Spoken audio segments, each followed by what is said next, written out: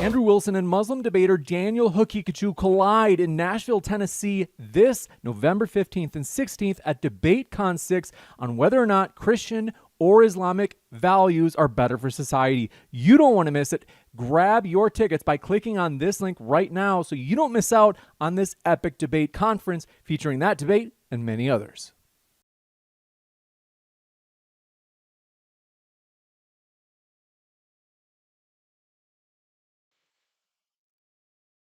Hey everybody, tonight we are debating whether or not Christian nationalism is bad for America, and we are starting right now with Casey Malone's opening statement. Thanks for being with us. Casey, the floor is all yours. Thank you, first and foremost, to Modern Day Debate for hosting this and to Andrew for participating with me. This is my first official debate, so let's get into it. I guess starting with a fairly agreed upon definition of Christian nationalism as a social movement toward Christianity becoming the dominant social and cultural force in the United States, which would then become the exclusive influence of governance. My argument that Christian nationalism is bad for America is pretty simple. I claim it's a misdirection from the root cause of economic anxiety and instability for everyday citizens, which is actually the system of capitalism itself. As of right now, 62% of citizens self-identify as Christians and 87% of Congress members do.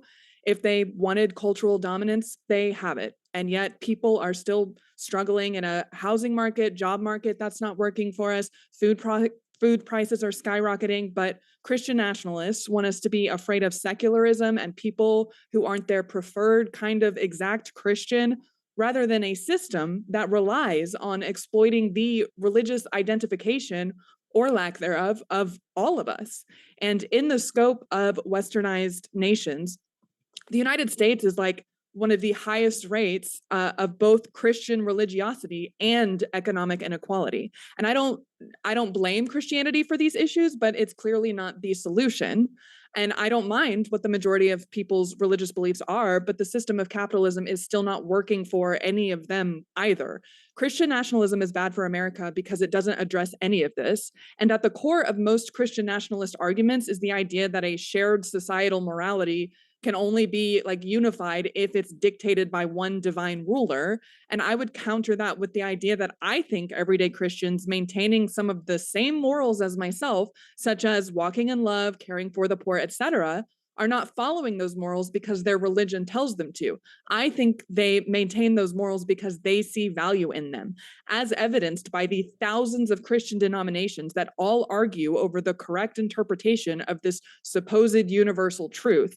And although I could argue that these same values are derived from the evolutionary drive innate within all of us to protect the species and especially the next generation, the young, I'm not actually concerned personally with whether Christians or anyone who's religious want to label the source of their morality as divinely inspired. That's fine. I care more about seeing the applications of these shared human values, and Christian nationalism does not showcase that at all. It is focused on a fear-based perspective of people who do not fall in line with the resulting conformity of everyone believing the same thing, which, by the way, is not a rational world to live in or to ever expect to exist in the first place. The beauty of the human spirit is that there will always be a plethora of different backgrounds, experiences, and even, beliefs. And I don't think that's ever going to change. And Christian nationalism doesn't account for any of that. So in that sense, it's not only bad for America because it's too focused on problems that don't actually mean anything productive in the material world, but it's also completely irrational. If Christian nationalists truly believed moral decay came from turning away from God, they might consider that the greed of corporate capitalism and these corporations and these billionaires is the most consistent violator of their proclaimed Christian ethics. And instead of confronting a system that thrives on debt, overwork, disconnection between us all, individualization, all of it, Christian nationalists would rather blame secularism or feminism or gay people or anyone who doesn't fit their mold of moral purity, because the movement of Christian nationalism relies on exclusionary principles against people who believe differently, which has time and time again proven to lead to the exclusionary distribution of resources, which is what really matters here. The whole concept tells the hardworking, everyday people in this country that their enemies are people who have different religious or ideological beliefs, when it's really the economic design holding them and everyone else back from their own health and happiness. The social movement I would rather advocate for, which we can design together, is one focused on material economic justice for everyone, Christian or otherwise. I am focused on the shared humanity of everyone on this planet. I do not care who you are, what you believe, what you look like. I think you matter, and I think you deserve equal access to housing, food, shelter, and healthcare. While I'm here to argue that the social movement of Christian nationalism is bad for America, the individuals who identify as Christian nationalists, Andrew here included, are not my enemy. The system of capitalism is. Thank you very much for that opening statement. And folks, if it's your first time here at Modern Day Debate, I'm your host, Dr. James Coons. We are a fully neutral debate platform.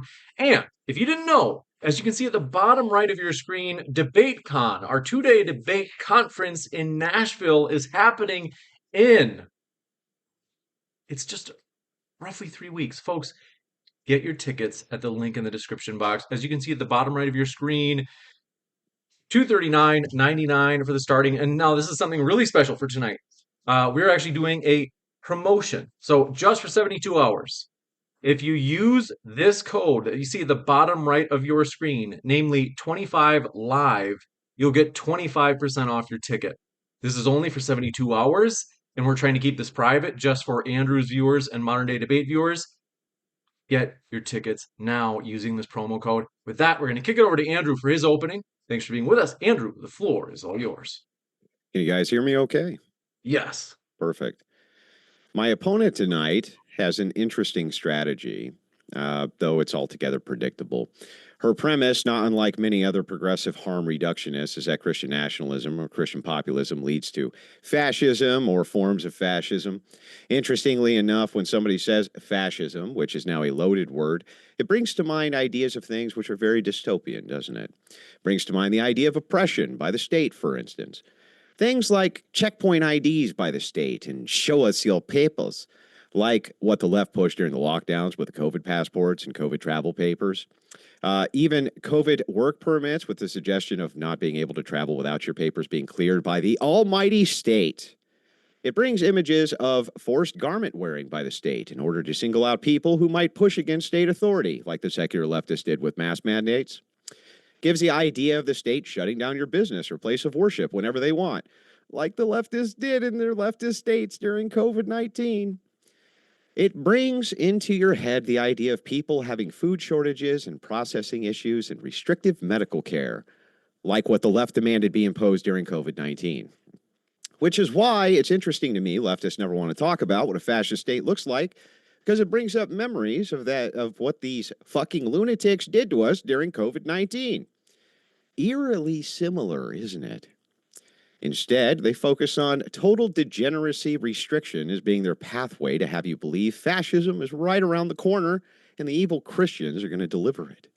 In fact, this ideology of my opponent is so weak and Christian nationalism so easy to defend, all I have to do is use 2 words, us too. She says, we want the authority to decide the curriculum of what children read in public schools. Great, us too. She wants control over who gets married and who doesn't. Oh, us too.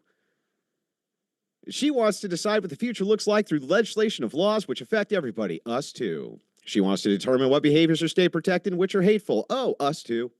She wants to reduce harm based around a particular worldview. Us too. She wants to have legislation around abortion using the state. Oh, fancy that. Us too. She thinks only her side can rule morally and set an agenda which benefits everyone. Hey, us too. She thinks her ethical system is superior and wants to impose it via legislative bodies. Hey, guess what? We want to do that too. Everything she wants authority for, to legislate for, in her worldview demands one thing, power. We also demand to have power and legislate for our agenda. And that's it. It's really simple, isn't it? We can also use 2 other words to describe this phenomenon from leftist lunatic fascist debaters. The 2 words are, oh no. You want to legislate there are only 2 genders. Oh no. You don't want males playing in female sports. Oh no. You don't want to stop mass migration? Oh, no. You want to ban abortion except in life-saving scenarios? Oh, my God. Oh, no. You want to ban porn? Oh, no. You will ban 18-year-old girls from sticking objects up their assholes online for money? Oh, no. Oh, no. Oh, no. Will you stop these pervy old men from fapping to these girls in their basement by banning the source? Oh, no. Oh, no. While my opponent attempts to vilify my worldview with these things, just note these are their actual complaints, not the dystopian things you would think they would try to push, but rather just righting the wrongs of current secular leftist policies. Yes, secular leftist policies. Yes, I'm sorry, under Christian nationalism, the days of mass degeneracy pushed by leftists will unfortunately be over. My God, those insane fascists. How will we ever get by without mothers across the USA having to beg their daughters not get gangbanged by five guys online for money? I'm totally sure everyone's going to miss that. And that's all this ever is. It's freedom to do the most degenerate shit possible. They don't actually care about the, quote, dystopia because they never talk about it. Because there isn't one. And when there was, it was them imposing it. That's what's so funny. They only care about the right of a man to eat another man's ass and get monkeypox on their face because that's America and that's freedom. Well, I'm very sorry, but the adults are here now, and unfortunately, the party is over. I'm very sorry we have to ruin your fun time destroying everything we love and being a bunch of fucking scumbags, but we're going to have to, and there really isn't anything you can do about it ultimately because people don't want to live like this anymore. Christian nationalism is the proposition that Christians maintain moral majorities and dominance in culture. Because of that, your super fun degen time is unfortunately over. We have every bit as much right to rule from our worldview as you do yours, and there's nothing you can do about it anyway. You demanded a democracy, and that's what this looks like. This is what democracy looks like. Social movements where Christians are in dominant political and social power structures. I agree with her to the definition. She's worried about Western income inequality. Interestingly enough, she says we need to address millionaires and billionaires. Where was she addressing the millionaire, billionaire NGOs who just funded the No King's Day riots on the first round? Where was she when they funded the No King's Day protest most recently? Hundreds of NGOs backed by millionaires and billionaires. I got all of their names here. There's hundreds of them. Did she say a word about it? Probably not, because, well, that's justice. As long as the millionaires and billionaires are doing what they want, they don't give a shit. She says, well, there's thousands of flavors of Christianity. So what? There's thousands of flavors of secularism, too. She doesn't care if our morality is divine. Great, it is. Fear-based. She says we have a fear-based perspective. What is she doing here? She's telling all of you to be afraid because the Christian nationalists, evil Christian nationalists, aren't going to let you be communists. That's it. They're not. I believe when she says equity, social justice for all she's saying is that she's a tanky commie, probably, or something akin to a tanky commie, right? That's what they all are. It's irrational, she says, because of corporate greed. We just addressed that with the millionaire and billionaires. The social movement that she wants is economic justice for everyone. What does that even mean? We never know. They're very vague about it. They live in the ambiguity of language. Equal access to housing, food, and healthcare. Well, what's the plan for that? She doesn't know. Right? They never know. They want to have the conversation about it. What conversation do you want to have about it? Can you give me a PowerPoint plan for how you're going to give equal access to housing, food, and healthcare to people? No. You just ignore how the world operates. Unfortunately, the adults are now in the room, and you're going to have to deal with it. And the idea of the social degenerate paradise that all of you dumbass leftists always are advocating for is now coming to a close. And that's my opening statement. I appreciate both of your time showing up to this debate. Thanks for being here as well and for that opening. Folks, a couple of quick housekeeping things before we jump into the open dialogue. First, we have a new Facebook page. Check the Modern Day Debate Clips Facebook page out. That's pinned to the top of the chat, and it's linked in the description box. And not only that, but very excited. If you are like, bro, I would love to go to DebateCon. I just want a piece of the action, but I'm in Australia, Antarctica, wherever it is. Check out the Indiegogo crowdfund. You can get a signed photo of your favorite debater.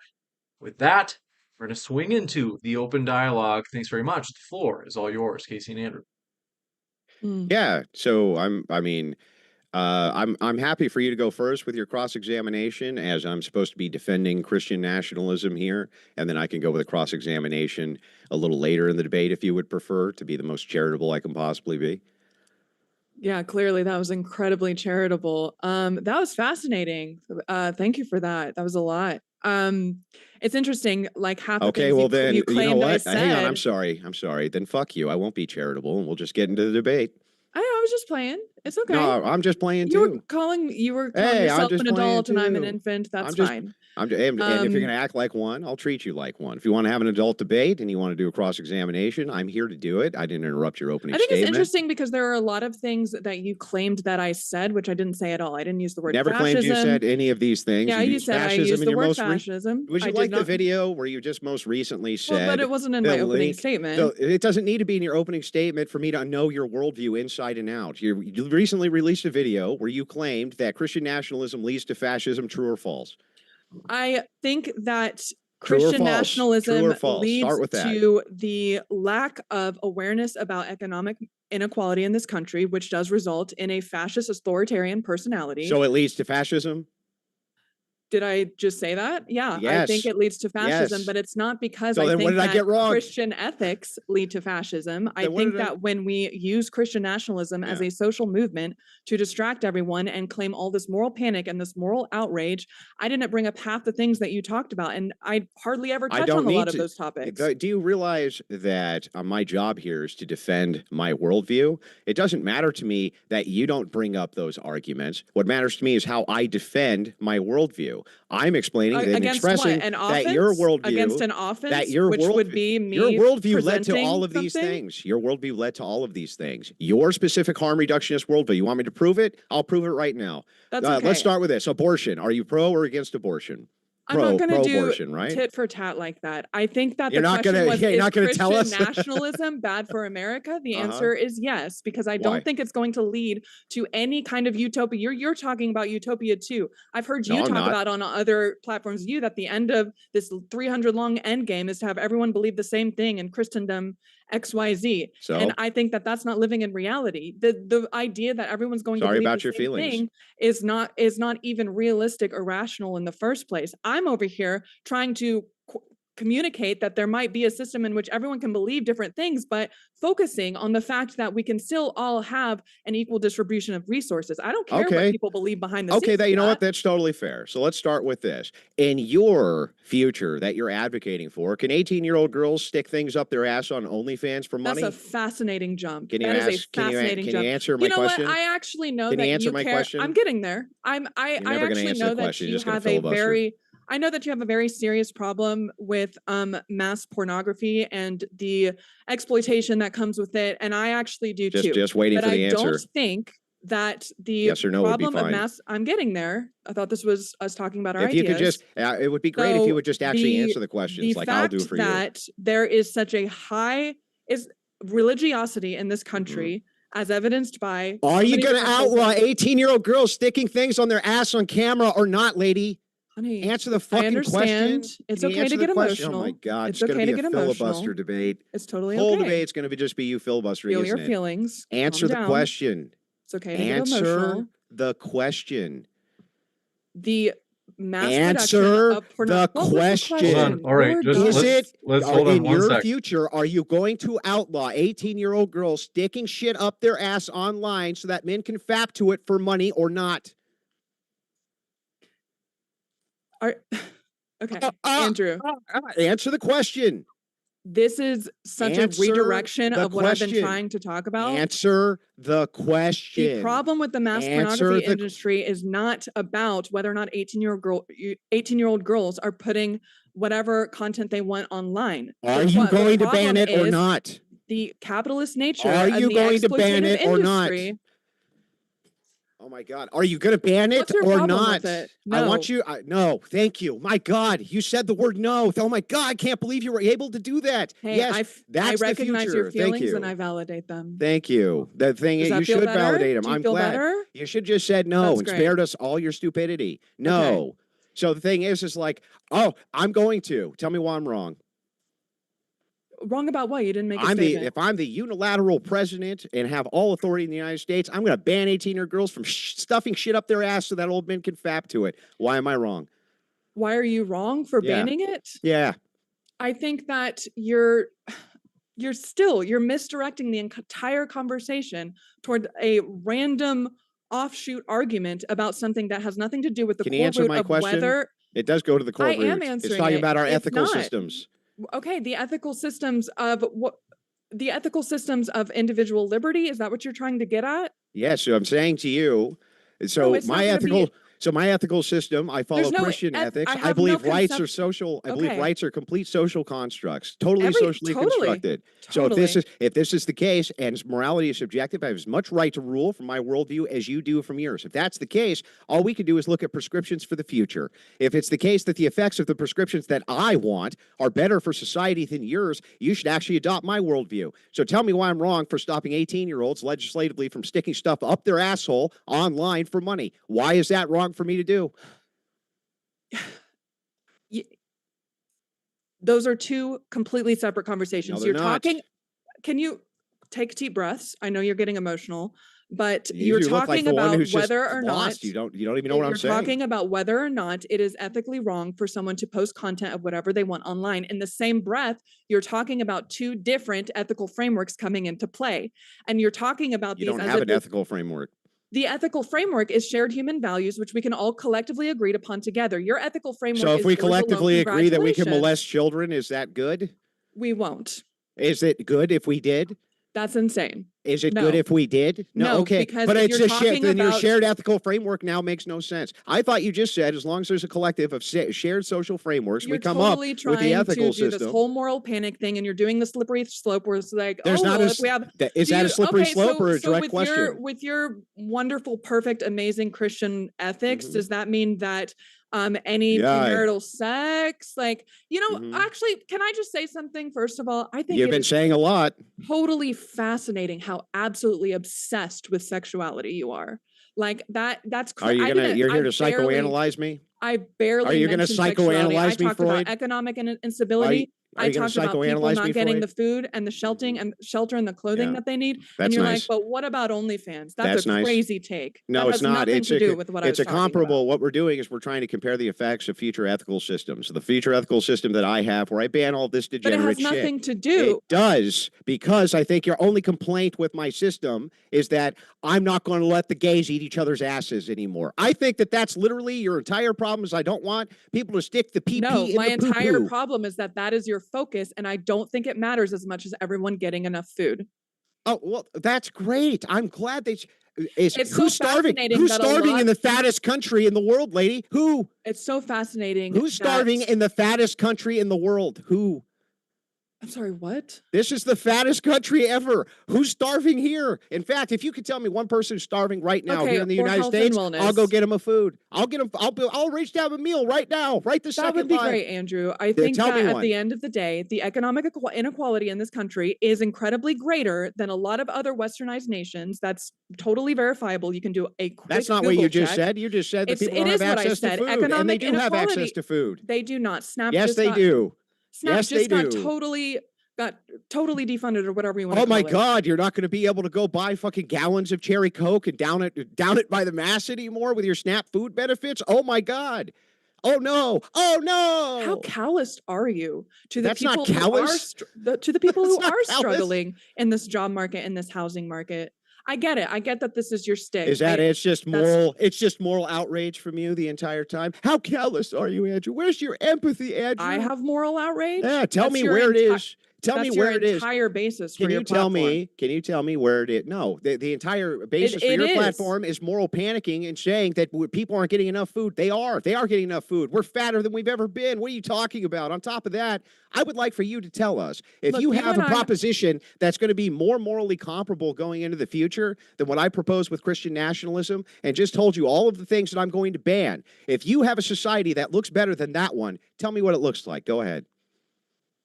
A better society than the one we have now, which is essentially Christian nationalist. Congratulations on that. How is it Christian nationalist now? Because they have the social and cultural dominance leading to that sort of governance. Then how come porn isn't banned? Is that because that's Christian? What Christian nationalists want? There's been extensive studies about the nature of a repressive society that bases everything on exploitation of, guess what, capitalistic systems in order to push out as much porn as possible, because they don't care about who's being exploited and about what 18-year-old girls are online or about whether or not kids can see the Neither porn. do you. You just said you wouldn't ban it. Any of that. You just said you wouldn't ban it. You don't care either. I'm working in You your don't care ethical either. framework right now. I'm working in your ethical framework, if you can kind of keep up with that. Okay, I'm trying. According to your ethical Truly, your framework, intellect is dizzying. all of these things are totally, unacceptable. And I can agree with some of those points, right? Yeah. But the reason that we have such a huge industry of porn in this country is not because of secularism. It is because the system of capitalism, with no checks on the corporations that push out all of this porn, is able to just go unchecked. That's what it is. It's capitalism once again. So it's not because a bunch of leftists. So it's not because a bunch of trying to moralize something that is an economic system. I just let you talk. I didn't interrupt. So let me ask you this, because this is really weird. I could have sworn that it was a bunch of leftists who were demanding that porn be unbanned under Larry Flint and the entirety of the case around him, and that it was part of women's sexual liberation and secular leftists who were pushing that women's bodies were allowed to now be freed. If they wanted to show them to everybody for the exchange of money, that was their business. I didn't know that had anything to do with Christian nationalism. Where was Christian nationalism saying that pornography was okay, that the exploitation of women was okay, that young girls would be allowed to undress on camera to lecherous old men? Can you show me any Christian nationalist movement which has ever made such a proposition, or one that does right now? Anywhere, ever? First of all, I didn't blame Christian nationalism. Second of all, I am okay with the concept of people posting whatever they want online, as long as there is not an exploitative system behind it and there are checks to protect children, to protect workers, all of it. Okay. The concept of people doing whatever they want is great. But now you're getting into the concept of what the point of governance is in the first place. Yeah, I don't think it's great, though. I don't think that the concept. That's fine. So don't consume it. Can people walk around naked? What? Yeah, they can do whatever they want. That's what I'm asking you, like, sincerely, just for a basis of people can't walk around definition naked. is the point of governance. Like, what do you think the point of governance is? The point of government or governance is to have an imposition of the ethical framework and system of the people's demands, generally, at least under a democracy. Okay, I can kind of agree with that, like an administration of the collective will. Under a democracy, yes. Under other forms of government, right. That's not the case. Totally fair. Okay, so your question was, what, can people walk around naked? Well, yeah, and your says no. Okay, but in your framework, areas, I am totally okay with, like, closed off 18+ nude beaches, whatever. Yeah, great, great. Like, that's fantastic. But here's the thing, right? If the collective will changes, right? Because secular leftists it's because secular leftists say, you know what? There's not actually anything wrong with adult men and women walking around naked in the street, right? This is like some archaic Christian nonsense, right? So we want to change that so that people can walk around naked. In that case, if that were the case, let's say in 20 years, 30 years, something like this, I can show you states where it's the case now. Would that be something you would be in support of under your system? First of all, the Christian ethical framework also shifts. So I think you're proving the evolution. No, it doesn't. Yes, it does. No, it doesn't. Yes, it does. The Orthodox Church hasn't changed in 2,000 years. My baby. The expression of Christian ethics 100% has shifted over time. Yeah, because a bunch of lunatic leftists have been infiltrating the churches for the last 40 years, saying things like, "Oh, LGBTQ is fine. Put rainbow flags up and shit like that." Yeah, sounds like maybe there's not a universal truth. Not because Christians themselves. You just said that you didn't mind in your opening statement. If I think that all laws are divine and that Christian ethics are divine, you had no problem with it. Now you have a problem with the universal truth. Is it a universal truth? With it. Is it a universal truth that men can be women? I don't have a moral problem. Is that a universal truth? I can still think it's completely irrational. Yeah. Is it a universal truth that men can be women? Oh, I was wondering when you would get to that. What are we? Is that a universal truth? What's the question? Can men be women? I think people can be whatever they want. Now, the real question you're asking, and I will answer it this way. They can be whatever they want. Is this is what you're offering. All you're literally offering is degeneracy. I'm not offering. That's it. Yeah, I know. I love you can call whatever you don't like degeneracy. I know that's your thing. But what I'm talking about is I'm not advocating for the importance of I'm not advocating for the importance of people's consenting adults' sexual actions in the privacy of their own homes to matter when it comes to whether or not, again, Christian nationalism is bad for the country, not because I think Christianity or I think everyday Christians are at fault for everything wrong in the world, but it is the movement as a social movement is a complete distraction from all of the actual issues that we are not.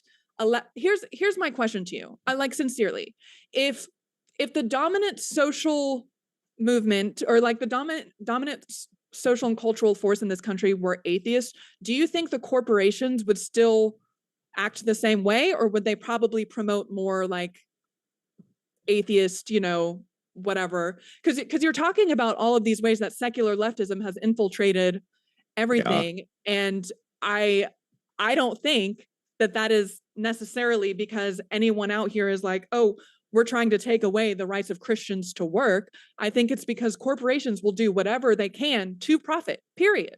And so the values system that I am promoting, the ethical framework that I am promoting, hang on. Can we back up real quick? Profit. Wait a second. I'm actually confused here. You don't think that secular leftists have been trying to make it so that right-wingers can't work? Are you serious? Can't work? What do you mean? That's what you just said. What do you mean? I don't know what you mean can't work. Well, for instance, leftists are the ones under the secular framework who claimed for years that the ideology of the right was so dangerous that they needed to be deplatformed, depersoned, and debanked, not allowed to have any sort of voice in the mainstream at all. That was your secular framework. That was all secularists doing that, not Christian nationalists. Christian nationalists were the ones who said you can have a platform. They were the ones who were guarding your speech, not secularists, not secular atheist lunatics. They weren't doing that at all. They were deplatforming everybody who was on the right, especially during COVID-19. Remember, there's misinformation. A lot of it wasn't misinformation. They deplatformed them anyway. Under Joe Biden, they did the same thing. The Biden administration went to Facebook and many of these other large tech corporations, and what did they do? They said that they wanted these people deplatformed. They wanted them removed. They wanted all of this removed for, quote, misinformation, when a lot of it wasn't even misinformation by Facebook's own admission. That wasn't Christians doing that or Christian nationalists doing that. When they do boycotts, when Christians do boycotts, they do product boycotts. I've not seen yet where Christians are specifically going after people. Clear up until Charlie Kirk was assassinated. It's the only time I've ever seen Christians say, you know what, if you're going to celebrate that on camera, then we'll inform your employer. It's always been leftists who've done that. So again, I did not blame Christians or Christian nationalists for any of that. I would encourage you to consider it's your fault. I'm blaming you guys for that. Yeah, no, I know. That's the point. I'm blaming you guys. I'm telling you that the actual issue here, the people that you really need to be blaming are not secular leftists, whatever that They're means. The ones demanding it.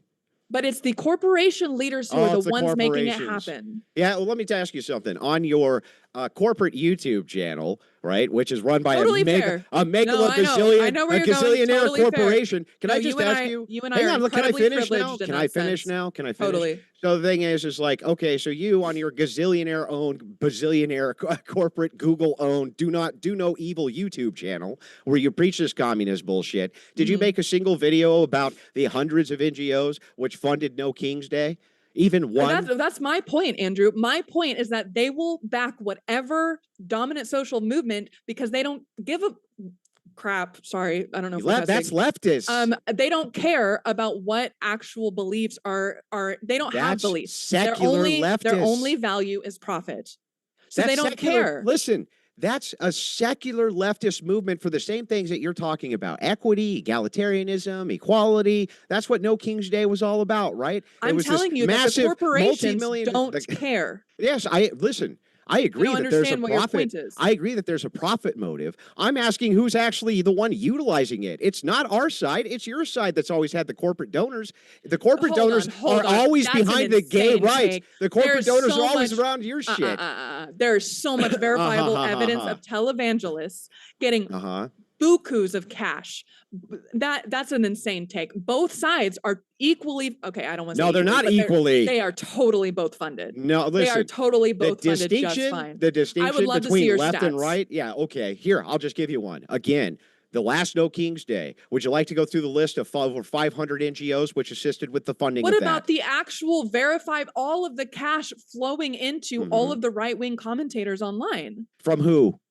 from from right-wing organizations. From grassroots people who give them tons of money. Which actual organizations are you talking about? Now, if you're talking about like the AIPAC funds, and when right-wing groups are getting money from from Israel and shit like that, totally agree. That needs to be cut off immediately. Under Christian nationalism, it would be.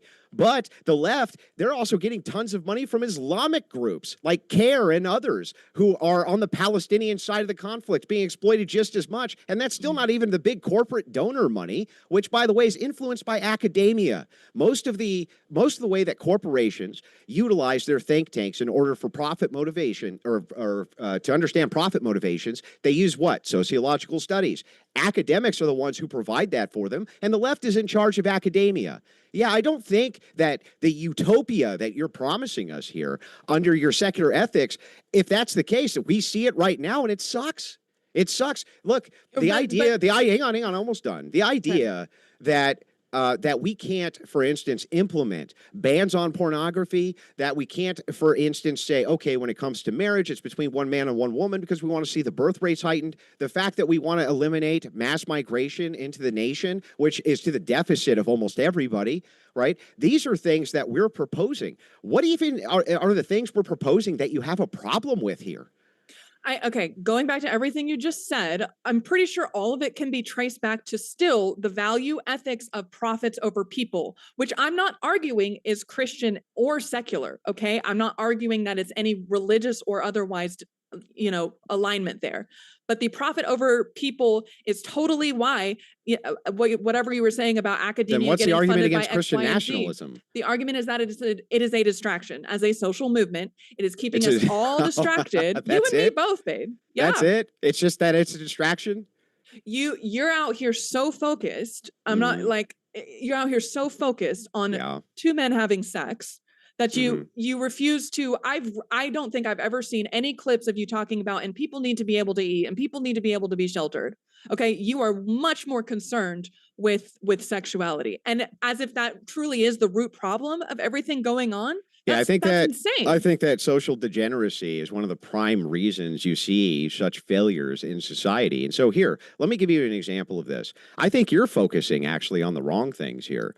In the fattest country ever, you have access to food in the United States like nothing else anywhere on planet Earth. I have no idea what the hell you're talking about here. When you're saying that there's economic inequality, right? The reason that that's so ambiguous is because, like, what would you even do? Let's say that you wanted to start a business. How would you even be able to do that without having startup capital, which you could borrow at some kind of interest rate? You couldn't even do it. It's not even possible. It's how we beat the communists, by the way, because their whole idea was that they would reduce your access to capital. And that's how people get out of the poorhouse. That's literally how they do it. So the question to you is this. It's like, okay, great. Let's just cede the worldview for a second and say Christian nationalism is a distraction. From what, though? From what? What do you mean from what? I've just been saying it this entire time. Yeah, tell me. Give me one issue. Let's go over one issue at a time. Mass pornography is not, unsafe for kids. Well, it is. What? Wait, what? Calm down. It's not unsafe for kids because of social degeneracy. You gotta get clipped. That's totally fair. I just you gotta get clipped. It's not unsafe for kids because of social degeneracy. It's unsafe for kids because these corporations have been allowed to propagate this content without any checks, without any regulation. It is totally unchecked capitalism. Period. Full stop. They are corporations profit are over totally people. regulated. Okay. So, but I'm saying corporations that are it's heavily not because regulated. we're out here being, wanting to do, let's go do a sexual degeneracy. What does that even mean? Okay, so what do you, but do you see how you're not really answering? It's just ambiguity again. So it's like, okay, I'm clearly naming the issue. Can you calm down for a second? It's total ambiguity. You're like, okay, look, this corporations, they're a problem. Okay, great. What the fuck do you want to do about it? What are you proposing we do about this? I think, okay, so you talk about a social ideological movement that kind of bands everyone together. We get all unified, all of that. Conceptually, great. I think we need to maybe focus on the actual issues at hand and use the system there's a million different ways to attack the angle. I'm not an expert on that part, but I would say that starting with the reshift of everyone's focus away from what everyone's doing in the privacy of their own homes and into, hey, they're not doing it in the privacy of their own home. And by the way, if you're doing drugs in the privacy of your own home, we regulate that too. We can regulate behavior that you do in the privacy of your own home. You can do black market stuff in the privacy of your own home. What's your point? You're still doing it. That's silly. You're still That's still silly on redirecting. its face. But I would like to know specifically, corporation evil. We need Give me more specifics of what you're going to do about this. We need, at the very least, more social welfare programs, and I know So that higher that's been taxes. so the They higher just want taxes higher on the top taxes? percent. You know what I love about most Christian who nationalists. are the top percent? I've let you talk a lot. Yeah, who are the top A percent? lot of the best the main arguments for a lot of Christian nationalists I've seen is like, well, what about the economic prosperity of the 1950s? What about everyone having more, mostly white people, more access to homes and Damn all of those this white stuff people. and Damn all of this them. stuff.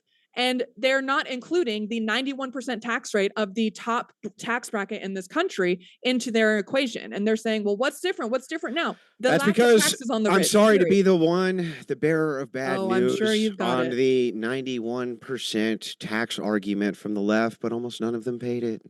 Sorry to be the bearer of bad news. Almost none of them ever paid it.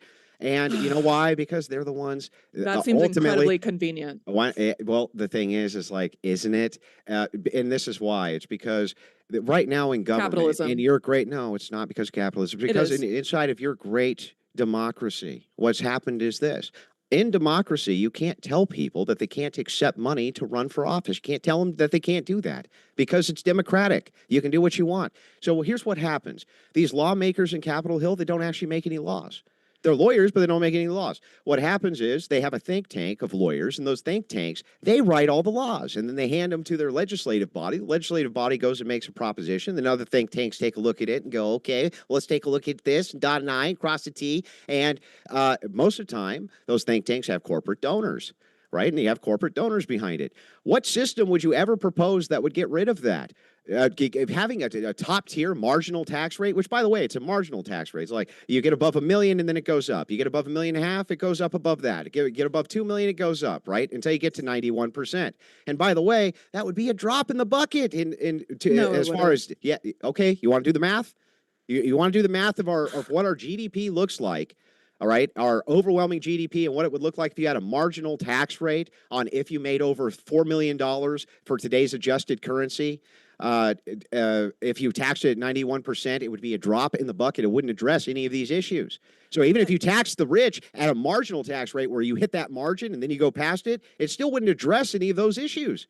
It's not enough money. It's not enough money. You know how much we spend on Social Security? How much we spend on Social Security? It's the largest spending that the United States does. It trumps the military. It's like, yeah, I don't think you have any idea what you're talking about when it comes to social safety nets and how much money you actually need here. Well, it'd be a much better use of our money than the industrial military complex. I'll tell you that right now. But nobody's disputing that. I totally appreciate. Yeah, exactly. I totally appreciate that you're at least talking about the economics of this country and what actually matters for the everyday people, as opposed talk about it all the time. What their neighbors are doing. I talk about. Listen, the funny thing here is like, do you think these things aren't intertwined? OnlyFans is a multi-billion-dollar operation full of corporate donors, including the guy who owns it, who gives money to NGOs who influence Congress. Why do you pretend? Hang on, no, don't blame me. You're blaming me, though. Don't blame me, honey. Listen, so that you understand and note that these are all intertwined. The social degeneracy is much intertwined with the various ideas of these think tanks influencing government as economics are.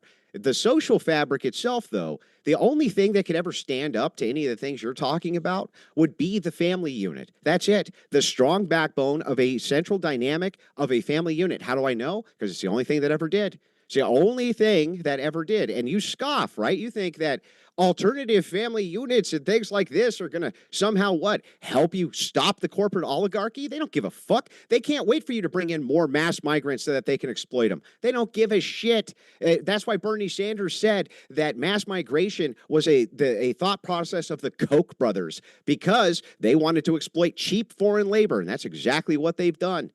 So your answer to all of this, the corporate greed and all of these exploitative practices and everything, is a is a mom, a dad, and 2 kids. That's your answer for Yeah, the I think economic that- inequality that people that Yeah. you are listening Yeah. to this right now. Yeah. They're struggling in a job market. They're Yeah. struggling in a housing market. You think a better family unit is going to help everyone do better Yeah, in a it's system gonna that help everyone continues do to better, exploit yeah. them, Yeah. continues to pay them less while expecting more for their rent. Oh, That's the what you think. system. Oh, the system. The That's system's doing fascinating. that. Here's what's. You know what I? Oh no, I Hang let on. you Do you talk a want lot. me? No, I I let you thought you talk a wanted lot. me to I let you answer. talk a lot. Oh, but I okay. let Go you on talk your a lot. diatribe. Go on your diatribe. Come I on. respect Tell me how you're the going to fix it with viewers. communism. I respect the viewers and Uh-huh. the people who are listening to this a lot more than to say like, hey, actually, if you just have sex with this person, all of your problems will be okay. No, I respect our viewers a lot more than that. And I think that they deserve to band together and understand that collectively we can focus on more programs and social safety nets that will allow them. You to can't breathe in collectivize a if you don't have system. shared social values, lady. The shared social values is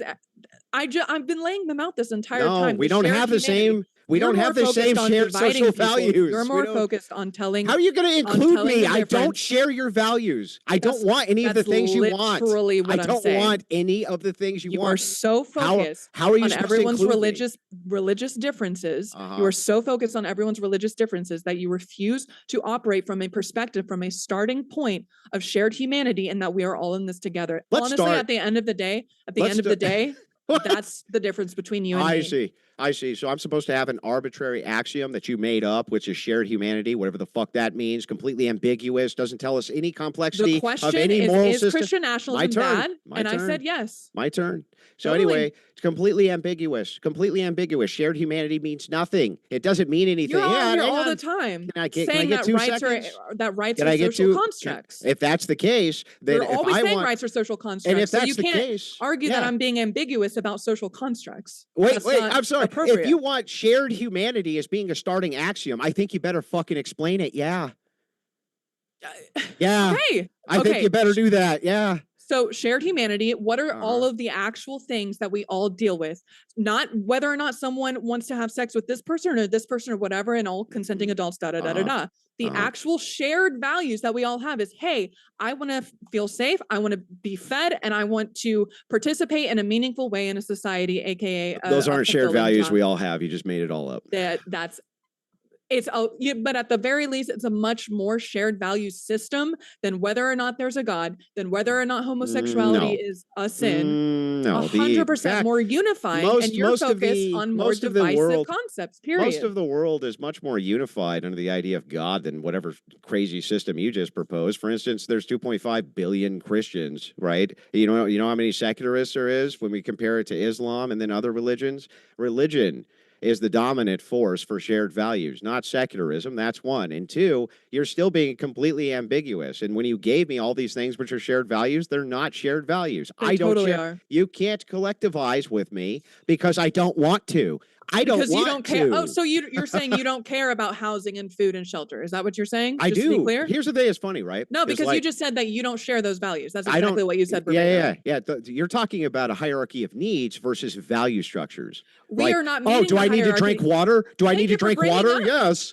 Thank you for bringing up the hierarchy of needs, because you're focused 3 steps ahead about whether or not there's a God. Meanwhile, people's base pyramid needs are not met. And I said that those matter the most. Those matter: food, shelter, clothing, da da da. Okay, let's get into those shelter. Matter the most, and you just said no. You said that those do not matter. Yeah. Let's get into shelter first. So let's start with this, right? So in your hierarchy of needs, are you aware that most homeless people suffer from significant mental illness, and that's why they're homeless? That's an insane jump. Okay, that's how? Your take? Your entire premise here is that you want to talk about the hierarchy of needs and that people aren't getting access to food and shelter, and that all this is a distraction. So let's talk about it. Let's talk about the mental illness and the drug addicts, and that's why they're mental homeless. Illness. That's okay. So mental let's talk illness about is it. a result of, guess what? All of these basic needs and securities, period. So you're flipping the script and you're saying that mental health leads to these things. No, these things lead to mental health. You want to know what is the biggest common denominator that you will find, or religion itself between homeless, health issues, hang on. I'm glad we finally got here. Do you want to know what one of the biggest correlating factors is between homelessness and mental illness? Is single motherhood. And you will find that, and I can give you this. Hang on. Because hang on. Stop. Okay. Stop. I'll let you talk if you let me talk, because now we're getting to the meat of things. So the thing is it's like this. Single motherhood is the biggest direct link. So when you ask me, you say, hey, Andrew, are you seriously trying to make the audience believe that having two parents in the home under some kind of economic stable conditions where they have a wholesome family is actually going to be helpful for their economic future? You just conceded that it would, lady.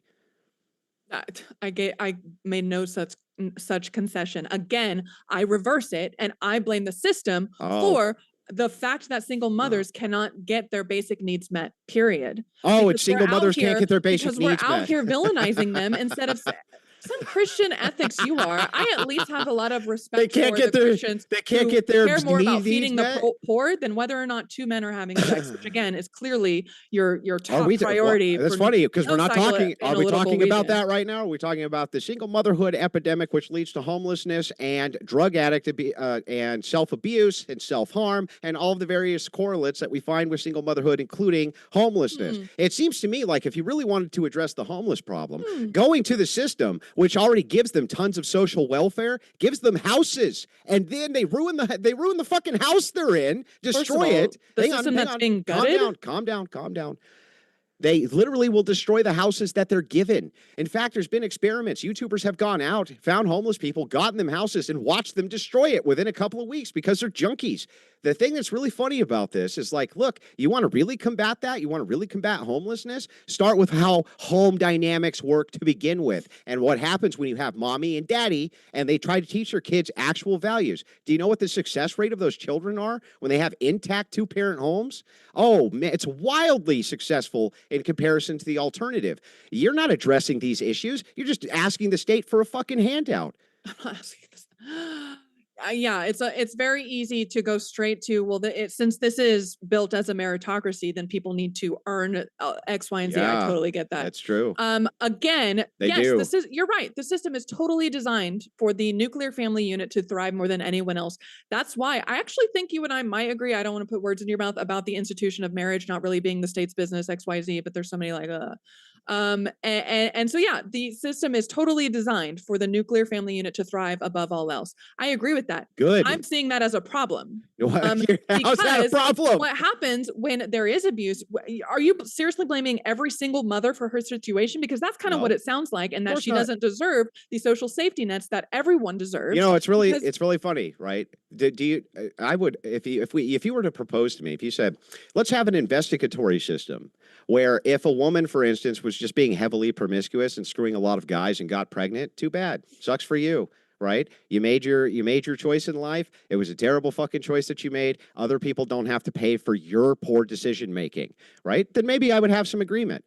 But that's not what you're proposing here. What you're proposing is widening out social safety nets for single motherhood. And the thing that's really funny about that is that creates incentives for single motherhood.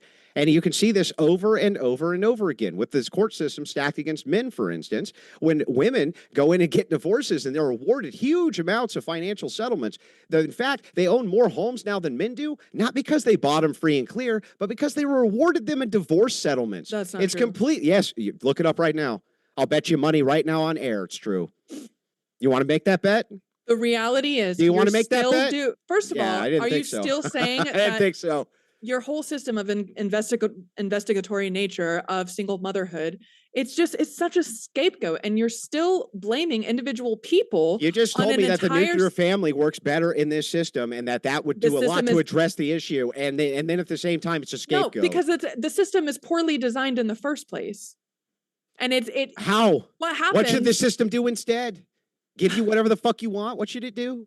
No, the reality is what we have now is so based on an unequal distribution of power and therefore resources that we don't even have the starting base, again, going back to that hierarchy of needs, of everyone's needs met. So going back to, is Christian nationalism bad for America? Yes, it is, because it's not focusing on the basic needs that are not being met nationwide. Period. It's not only trying to focus on uplifting every human being under a moral, philosophical, and legislative system that makes sense, but it's also attacking things which are attacking the social fabric, which is leading to this, like the normalcy, for instance, of degenerate sex work, which leads to drug addiction, leads to single motherhood, leads to single trafficking, single motherhood in the home, and the promiscuity, which has now become rampant in society, which leads to single motherhood in the home, is one of the conditionals for the very homeless situation that you're trying to address. And instead of trying to address that and say things like, look, perhaps if we instead have propaganda around the single mother, instead of single mothers, propaganda for them, you address propaganda from the top down in the social fabric of society to say, look, marriage is actually what's good. Having two-parent households is actually what's good. It's going to create great stability for Junior. Your chances of being homeless are going to be way less. Your chances of having bad outcomes in life are going to be way less. We can address those things right this second. We don't need a utopian future to do it. Instead of doing that, you're like, just more safety nets, tax the rich. That's not helping anybody. What are you going to do legislatively here that's going to help anybody? What? I think at the end of the day, you're still more focused. First of all, it is completely irrational to expect everyone to believe in the same thing. It's completely irrational to expect You just told me everyone to we were fall in supposed to line. collectivize. You want to collectivize. I think that at the end of the day, you're talking about making this Christian utopia, and it's completely It's irrational. not a utopia. What's the It is. utopia? What am I saying that's utopian? What? That's like your 300-year plan is Christendom. And what am I I've heard saying you say right that now before. legislatively that I would address, which is utopian?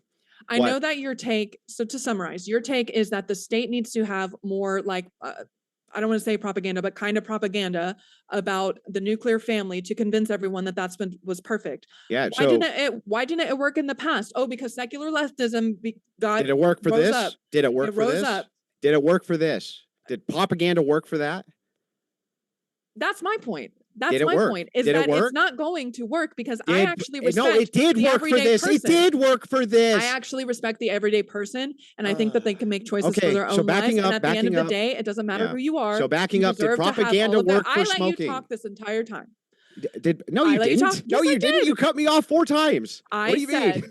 that Christian nationalism is bad Uh-huh. for the United States. Uh-huh. Actually, everyday people is probably good for Yeah. the government, but it's bad for everyday people because it Uh-huh. is completely moralizing and putting this entire moral attack on all of these things that are not the root issue. It is not a nuclear family that is going to save us. That has been tested and it failed. And again, you're talking about, oh, there's this shift in dynamics. Christian morality has never been the same. It has never always stayed the same. It has always shifted with This is the really funny. flow of where we're at. So Period. here's the thing about this that's so fucking hilarious to me. No, nuclear families didn't fail. What happened is there was a bunch of leftist secular propaganda, starting with the Secular Human Manifesto 1, by the way. I don't know if you've ever read the first one, but it was actually very dogmatic, wasn't it? It was very dogmatic, Human Manifesto 1. And they didn't even because it was secularize religious. Because it was religious. Well, it was Unitarian. It was a Unitarian Universalist. It was So, Unitarian, and the Interesting design of how it, the more religious manifesto it, is more dogmatic. No. It was Unitarian specifically because they wanted to infiltrate churches and tell them this idea of having a nuclear family and a dad and a mom at home, it's archaic, it's stupid, it's foolish, like you're doing right now. You can't actually tell me why that's stupid. You can't tell me why it would actually be stupid for us tomorrow to have a No, massive... I'm saying that a system that only benefits a nuclear family doesn't work. My turn, lady. Yes, it does. You're literally appealing to outliers. You're appealing to literal fucking outliers. Almost everybody in the world, According to your argument, has a mommy and has a daddy. Secular leftism has this huge pool, and it's not so much an outlier anymore. So according to your argument, and now the pendulum's swinging. Now the pendulum's swinging, baby. So here's the thing that's so great. Here's the thing that's so great about this, right? And you still couldn't tell me. You could never tell me why it would be that if I, as a unilateral president dictator of the United States, said, okay, you know what? Here we go. We're going to have mass propaganda about having a nuclear family, right? And the idea that that you're a single mom by choice, not because your husband died or because it was, there was abuse or there was, drugs or something like this, but because you chose it because you were promiscuous and things like this. You're not getting handouts for that. Okay, what we are going to do is reward people in society who make these great contributions to it. They stay together. They stay really focused on society. That's the thing we're going to uplift. We're not going to punish these people, but from your view, just us not giving them free shit is a punishment. I'm not talking about giving free shit to people who have intact family units either. It's totally fair across the board.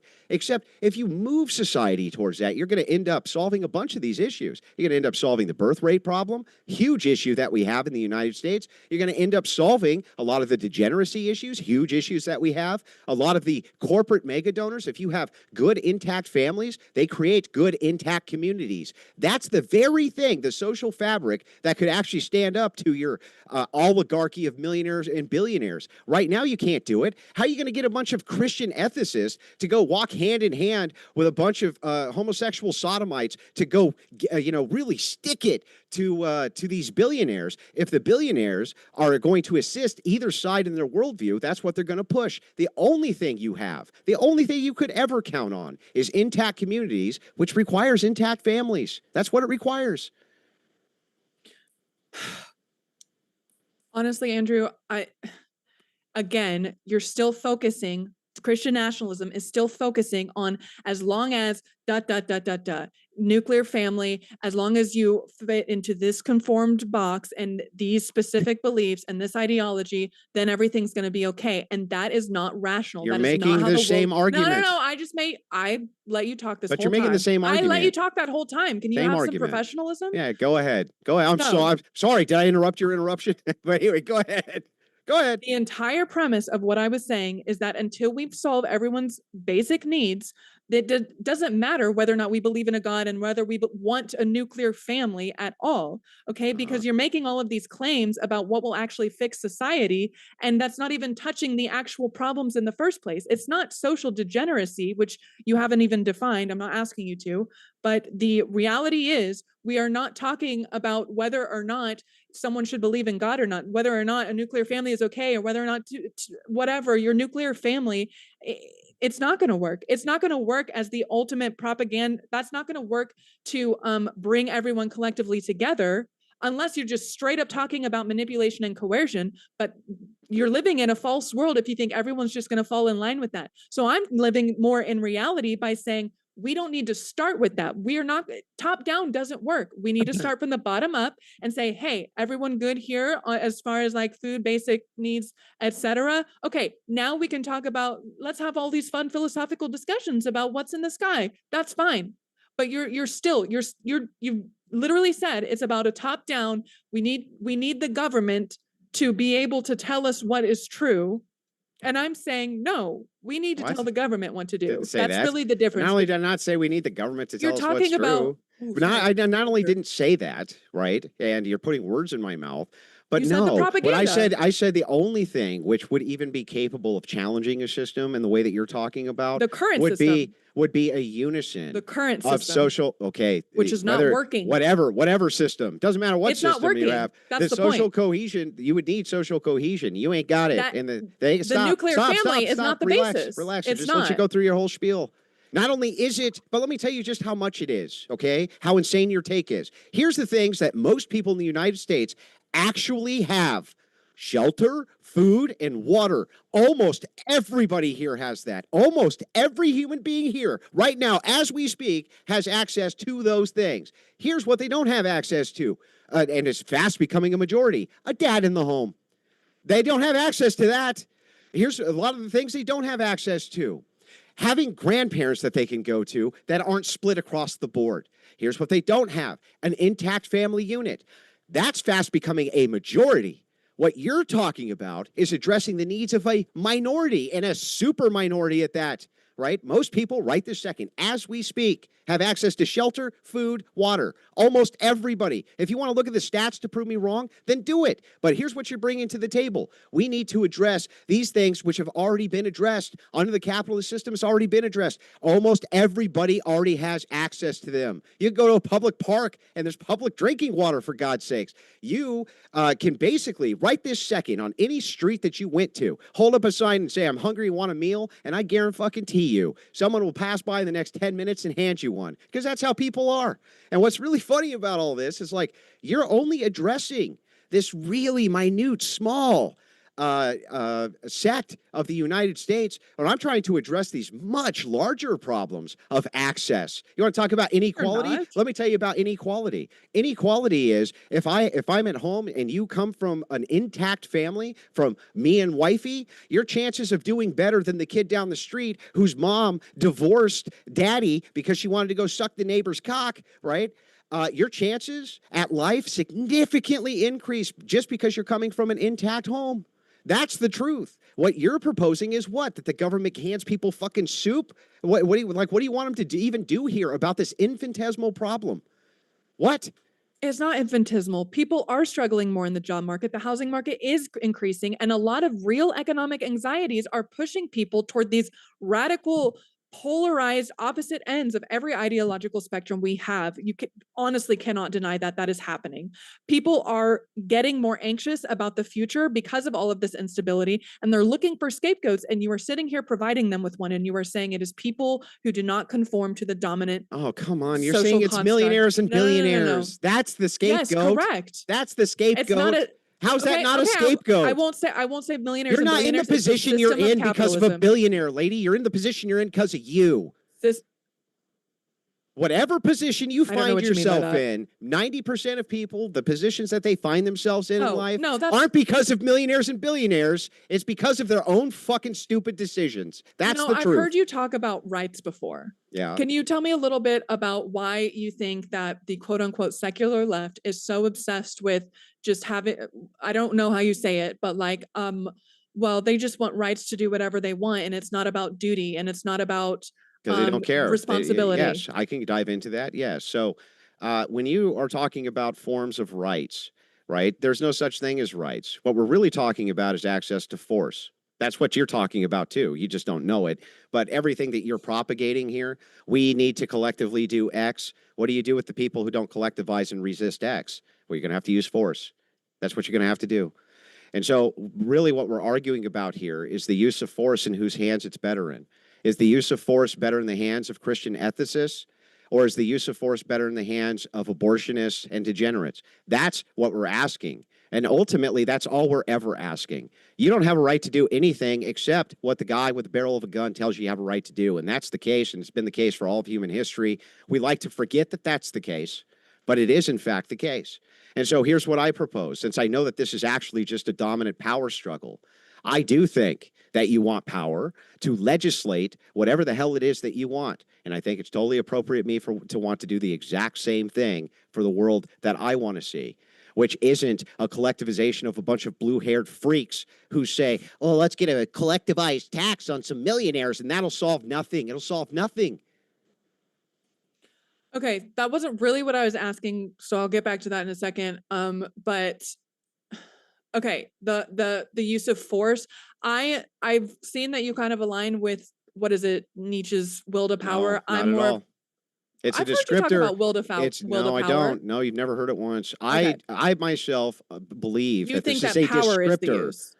Yeah, so what I'm giving you is a descriptor, not an ought claim. It's a descriptor for how the world works and how the world has always worked. And it's because human beings are animals. And there is That's an interesting claim from the what idea I assume here- is a creationist. Yeah, why is that an interesting claim? I'm using words you understand. So the thing is like, if this is the case, that we're animals, and we're looking at power dynamics, and that's what you're trying to solve for right now is power dynamics. You say that that's what inequality is, right? It's the idea that one group is going to have more power than another group. That's what the whole point of it is. Otherwise, you wouldn't even care about inequality. The whole root of all of this is really just power. Who wants power? You think power is best in your hands, and I don't. I think that power is best served in the hands of the Christian ethicist and not you people, because we see that your prescriptions are terrible. You put words in my mouth. I would disagree. I think that the power is best equally distributed amongst. I would put you and me in the same category as that. I would not say me power. It can't over be. You. It can't. Power can't be. I know that you don't see that as a possibility. No, it can't I'm be. saying no. I know that you don't see that as a possibility. I'm saying that's what I stand You don't for. see it as a possibility either. I'll explain how. I know it's No. sure you Hold can't. on. I had an actual question about rights that we Yeah, did but not I want get to follow up on this, and then we go to rights. So the thing is like, no, in every society that you would ever propose, you're going to have an enforcement arm, no matter what. And if you're going to have an enforcement arm, and you're going to have an enforcement arm, there's no society you can propose to me right now that doesn't have an enforcement arm. If that's the case, they're going to necessarily have to be imbued with power to enforce the things that you want. You can't, and I'll tell you what, if I'm wrong, give me a single society that doesn't require enforcement. Again, the difference between you and me is you keep saying that they are combative, and I think that there is room for Christianity under secularism. There's not room for atheists under Christian nationalism. That's Prove the it. difference between you and me. Well, why? You're here right now, and you just said that we're all Christians in charge. So what are you talking about? That contradicts your whole position. You just said that the entire United States, is already Christian nationalist, and you're here right now as secularist. You're not in prison, so you just lied. And you're very clearly so you just trying lied. to not include me in positions of decision making. You're very clearly not trying to include me. That's not saying you can't exist. I don't want to. Me saying that me saying that I want to be in power, family unit or whatever the fuck. Me saying that I don't want you to have. Me saying that I don't want you to have political power is not the same thing. You're out here talking about putting words in my mouth. I don't think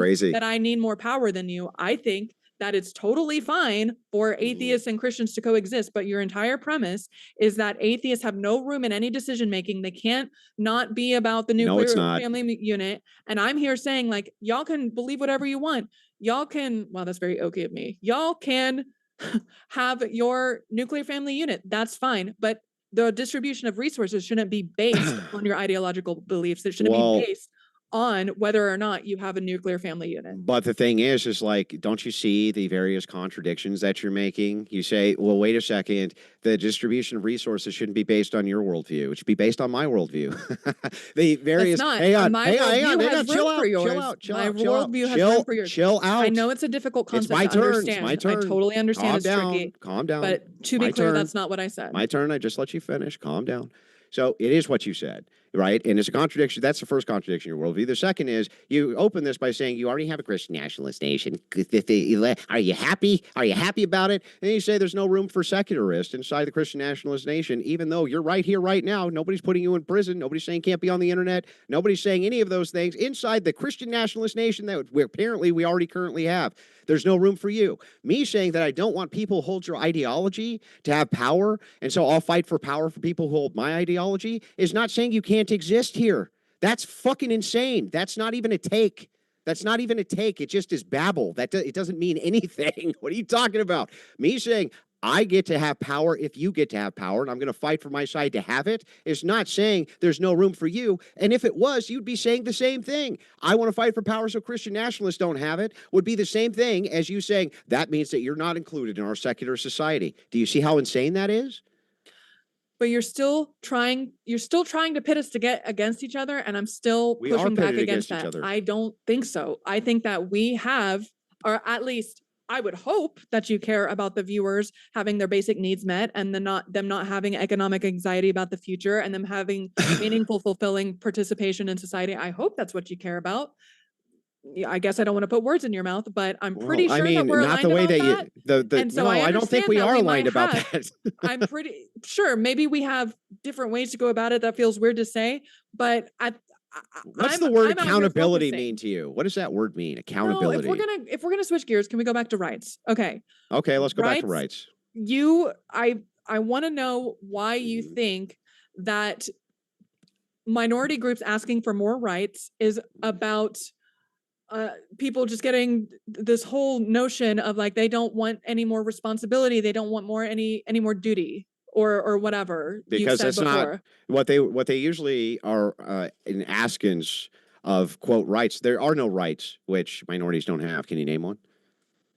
Hold on. There are no rights. What? There are no rights extended to me that aren't extended to minorities. Can you name a single one?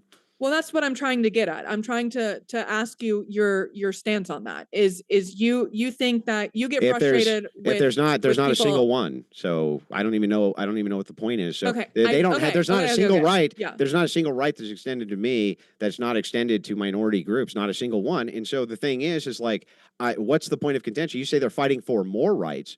Fighting for more rights to do what? What? So to abort fair. their kids, right? To Fair. abort their kids. I know. To abort their kids. That's what they're usually fighting for the right for. To I abort think their that, kids. again, going back, tying this back into the conversation about power, I Yeah. think that and all of these initial social rights movements are not so much about, hey, we'd like to rather do whatever we want, and Yeah, they more are. about like, hey, there's been too much power, kind of like what you're talking about with Christians supposedly being taken over by secular leftism or whatever. So maybe Yeah. you don't understand this concept. Okay, So maybe we have an olive hold on, branch here, actually. hold on.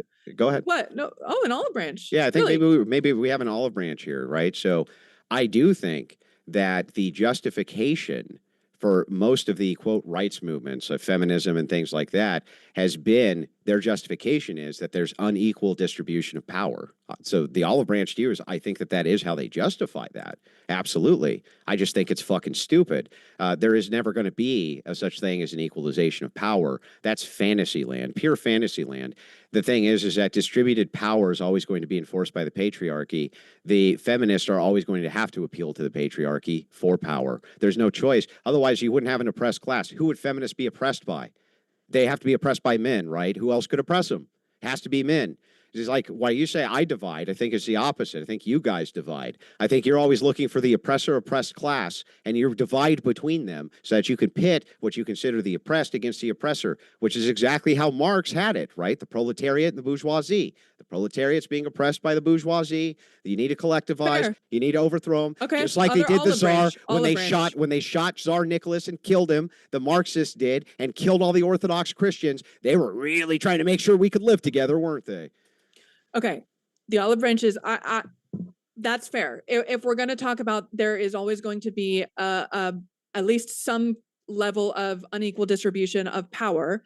I think that again, this goes back to you're pitting it between two different ideologies, and I'm trying to pit it from people. Yeah, you're trying to use class, correct? Yeah, correct. Yeah, so the idea. Fair. Yeah, so but here's the threshold breaker, and this is why it's really important that you hear what I'm about to say to you, because it could change your life. I doubt it will, but it could.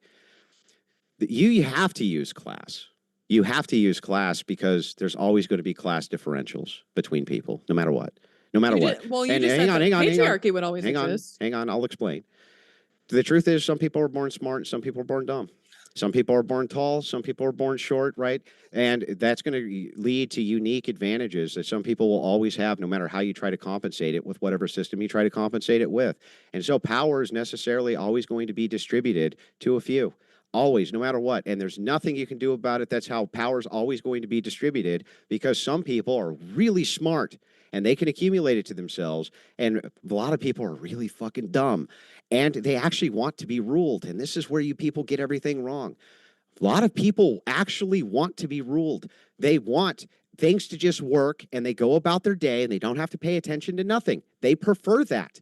And the thing is like, until we can ever get into the progressive into your guys' head, till we can beat it into your head, that many people's preference is just that they go about their day and they're not bothered. That's it. They don't want anything to do with any of these systems. They don't care about it at all. It's not necessary. They actually want to be ruled. There's people who like having bosses. They like the structure of that, right? They're not radicals. It's not important to them, right? And when you're talking about the reason, that's why you have to use class. You always have to say you're oppressed because of your class. You're oppressed, you're oppressed, you're oppressed. That's how you whip up the mob. The distinction here is that I'm not saying that you're oppressed by people because they're in powerful positions and you're not. That's your guys' take. Okay, so I might be kind of hitting a wall, but okay, so back up. The nature of, again, hold on, repeat that last sentence you got. Yeah, the idea here, for the reason that you have to use class is because you always believe that there needs to be an oppressor, because that's how leftists get power. They collectivize with the oppressor-oppressed dynamic.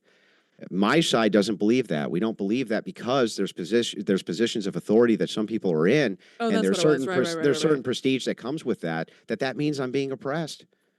I think that I have a little bit more respect for the everyday person, and I don't think everyone's stupid. I don't think there are a lot of dumb people out there. They're stupid. That's not you what actually I'm saying. said that. No, you said a lot of people are dumb. You said that. Do you disagree with that statement? I do disagree with that statement. I So don't you think a lot of people are dumb. Most people are smart? I think everyone has Yeah, I think most people. Okay. Yes, I do. Okay. I'm 100%. Do you think most that people in everyone is- Pakistan were like Hold on, 70% of them are hold on. inbred or smart? You had everything you were saying. I'm Go ahead. responding to what you were saying. Yeah. I'm giving you the respect Okay. of that. Go ahead. So I think that people.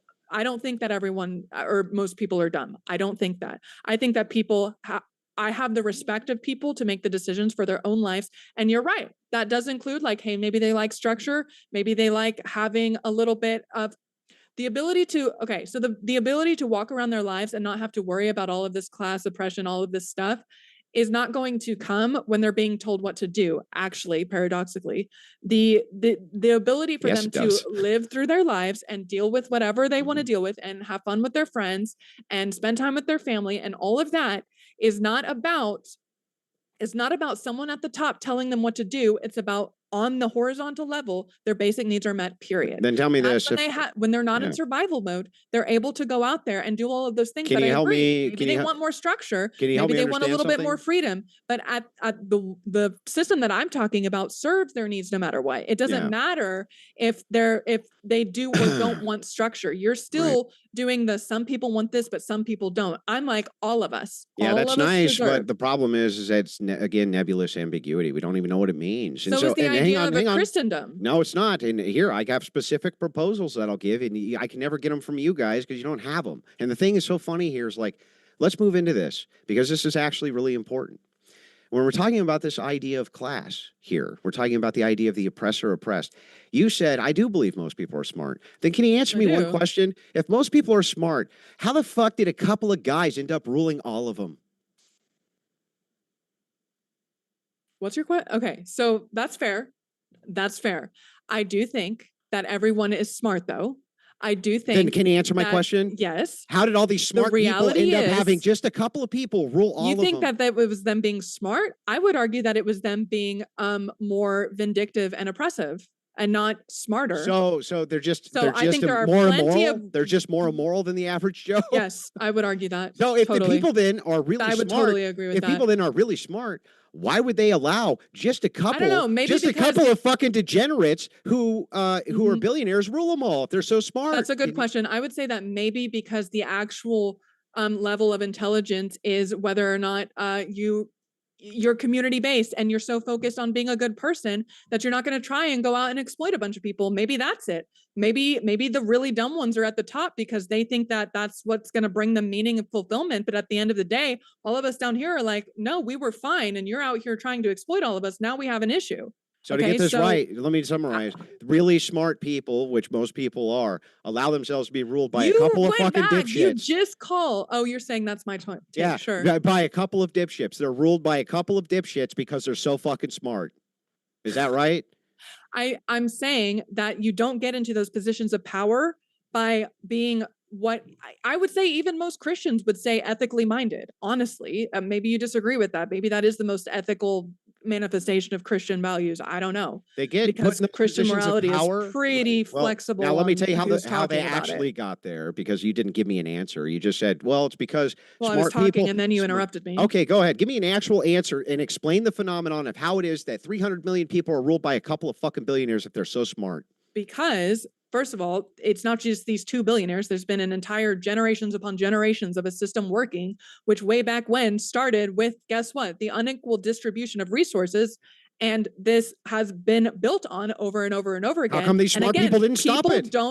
Because they were not, why would the everyday person who I think is because they're smart. They're smart. Who I think is a good, kind-hearted, community member focused on being of service to everyone else. That's their focus. That's the good people that I think even support you, Andrew. That's who I think people are. You're out here calling your own fans dumb. Hardly. First of all, not the opposite, in fact. So let me explain. You want them I'll to go ahead and explain to you how this actually works. Okay. When you're done. Your point earlier. Your point earlier was that everyone's dumb, so they want order. People who align with Christian nationalism are the ones who are professing that the most. So you're calling the participants of Christian nationalists the ones who are dumb and therefore want order the dumbest. That's the logic of your argument. No, the logic here is actually the opposite. So I'm about to explain to you how people actually get into positions of power and authority, because you clearly don't know, or you wouldn't have given me a dipshit answer like, because everyone else was just running around being way too moral to pay any attention. Dumbest thing I ever heard. Well, actually, you know what? That might be the single dumbest thing I've ever heard from anybody ever. And let me just walk you through it so that you understand, right? The way that people get into positions of authority and power is because they're imbued with them. They're imbued with them from a people group. And do you want to know how I know that that's the case? Because at any time we want, we can collectively kill every single person in authority, and there's nothing they could do about it. And we don't. And it's not because of a control grid-based system that's set up. It's because we imbue people to take care of shit we don't want to deal with. We imbue them to take care of the roads, and we imbue them to take care of the power lines, and we imbue them to take care of all the little government oversights and paperwork and shit we don't want to deal with, and foreign diplomats, and we imbue them to take care of trade deals. We imbue them with the authority to do that so that we don't have to, because that's what fucking smart people do. They take details, right, and they give them to people to take care of those on their behalf, right? Not because of immorality or morality. Your government is the reflection of the moral fabric of the social order that you live in. And if you hate your government and you think that they're decadent and immoral, that's because the population has become decadent and immoral. And it's always a reflection thereof, going all the way back to Rome. Which I would blame on capitalism. So I feel like we're actually Roman in capitalism? a bit of an agreement on that, on the nature of capitalism that thrives on the value system of profit over people and exploits greed and uses greed to exploit all of these differences amongst all of us. So we're so totally distracted, which is why I think Christian nationalism is bad for America. I do think I'm kind of hitting a wall. This is Well, when I we mean, normally go to Q&A. I don't Okay, know. cool. I would like to finish the debate where I feel like we're right at the end, and I have a couple of questions for you. Okay, we can wrap it up. When it comes to this view. So the thing is like, I actually don't understand how you can make a case at this point in the debate that what you're not actually, because you remember, you didn't refute anything I just said about power, the distribution of power, human behavior, how it works. No, you didn't.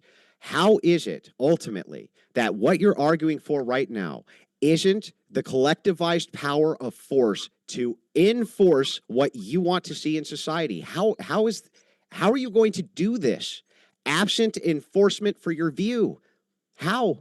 I never said absent of enforcement. I said that the power be evenly distributed amongst all of us, and we all collectively decide together X, Y, and Z, which is the point of a democracy in the first place. But power can't be equally distributed. My understanding is that you're not. I don't know if you're like pro-democracy, but that's the point of democracy, right?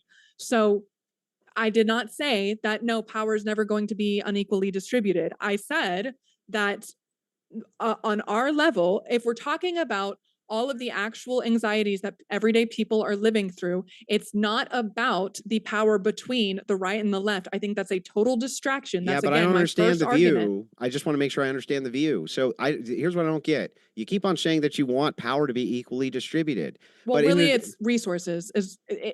Resources. I agree. Resources is power. Sure. Okay, yeah. Okay, so that's what I mean, is resources equally distributed. That's it. So you would rather, I just want to make sure I got this right. You'd rather see everybody here than see some people here and some people there. If you had to choose, hang on, I just want to make sure. Hang on, stop. I just want to make sure. It's not like that, though. For the average person, it's not. How about this? Hang on, stop. I would rather it be here. Let me ask the fucking question before you start answering it. But it's not fair. Let us assume for a second, okay, that when we create this distribution, you have people who are here and people who are here, okay? That's where they are. Now, in this distribution, would you rather see people here, right? Here. Or would you rather see them there? So if you have some people who have a lot more than these people here do, right? Just some more than they do. Would you still rather see that there? Okay. You're saying... So some people just have slightly more than these people. Would you still rather see it there? Yes. Yes. That's the point. Yes. So the thing is that when you get to that, does that mean that we all live in the same houses, like commie blocks? Okay, so that's fair. So I do think there is a bit of a utopia nature to a lot of that perfectly equal distribution. Fair. However, What, I mean, I'm asking honestly. Hold on. Would you rather see trying to be commie honest. blocks than a guy like me have like a nice big house? Would you rather see commie blocks than that? I would rather, here's my argument. Here's my actual argument. Uh-huh. We're here. Can you see that okay? We're Yeah. here. Yeah. I would totally much rather us just get to here. Okay. But we're so far here. And that is why people are experiencing so much anxiety, fueled by, guess what? The unchecked proliferation of the social media algorithms that don't care about whether or not we're addicted to our phones or addicted to content or whatever. They care about making as much money as possible through ads. Okay. I mean, look at us. So I think that, again, sure, I'm okay with. I'm not concerned about ads. I'm okay with people being here because it's much better than here to answer that question. Sure. Yeah, I don't so live in some fictitious reality in which I think everyone then we will all ever get, believe the but don't same we get thing, which is commie what blocks? Christian nationalists But do. how is that not commie blocks? No, that's such a jump. No, that's such a jump, and it's totally not. Well, even how is it in not though? debate. If we all have exactly the same and an equal distribution, I said, then everybody's going to get here. Can we get here? Then if I have a house that has 200 square foot more than a guy who has, I have 1,000 square feet, he has 800. Going back to, yeah. If that's the case, do you take the 200 square feet and give it to somebody else, right?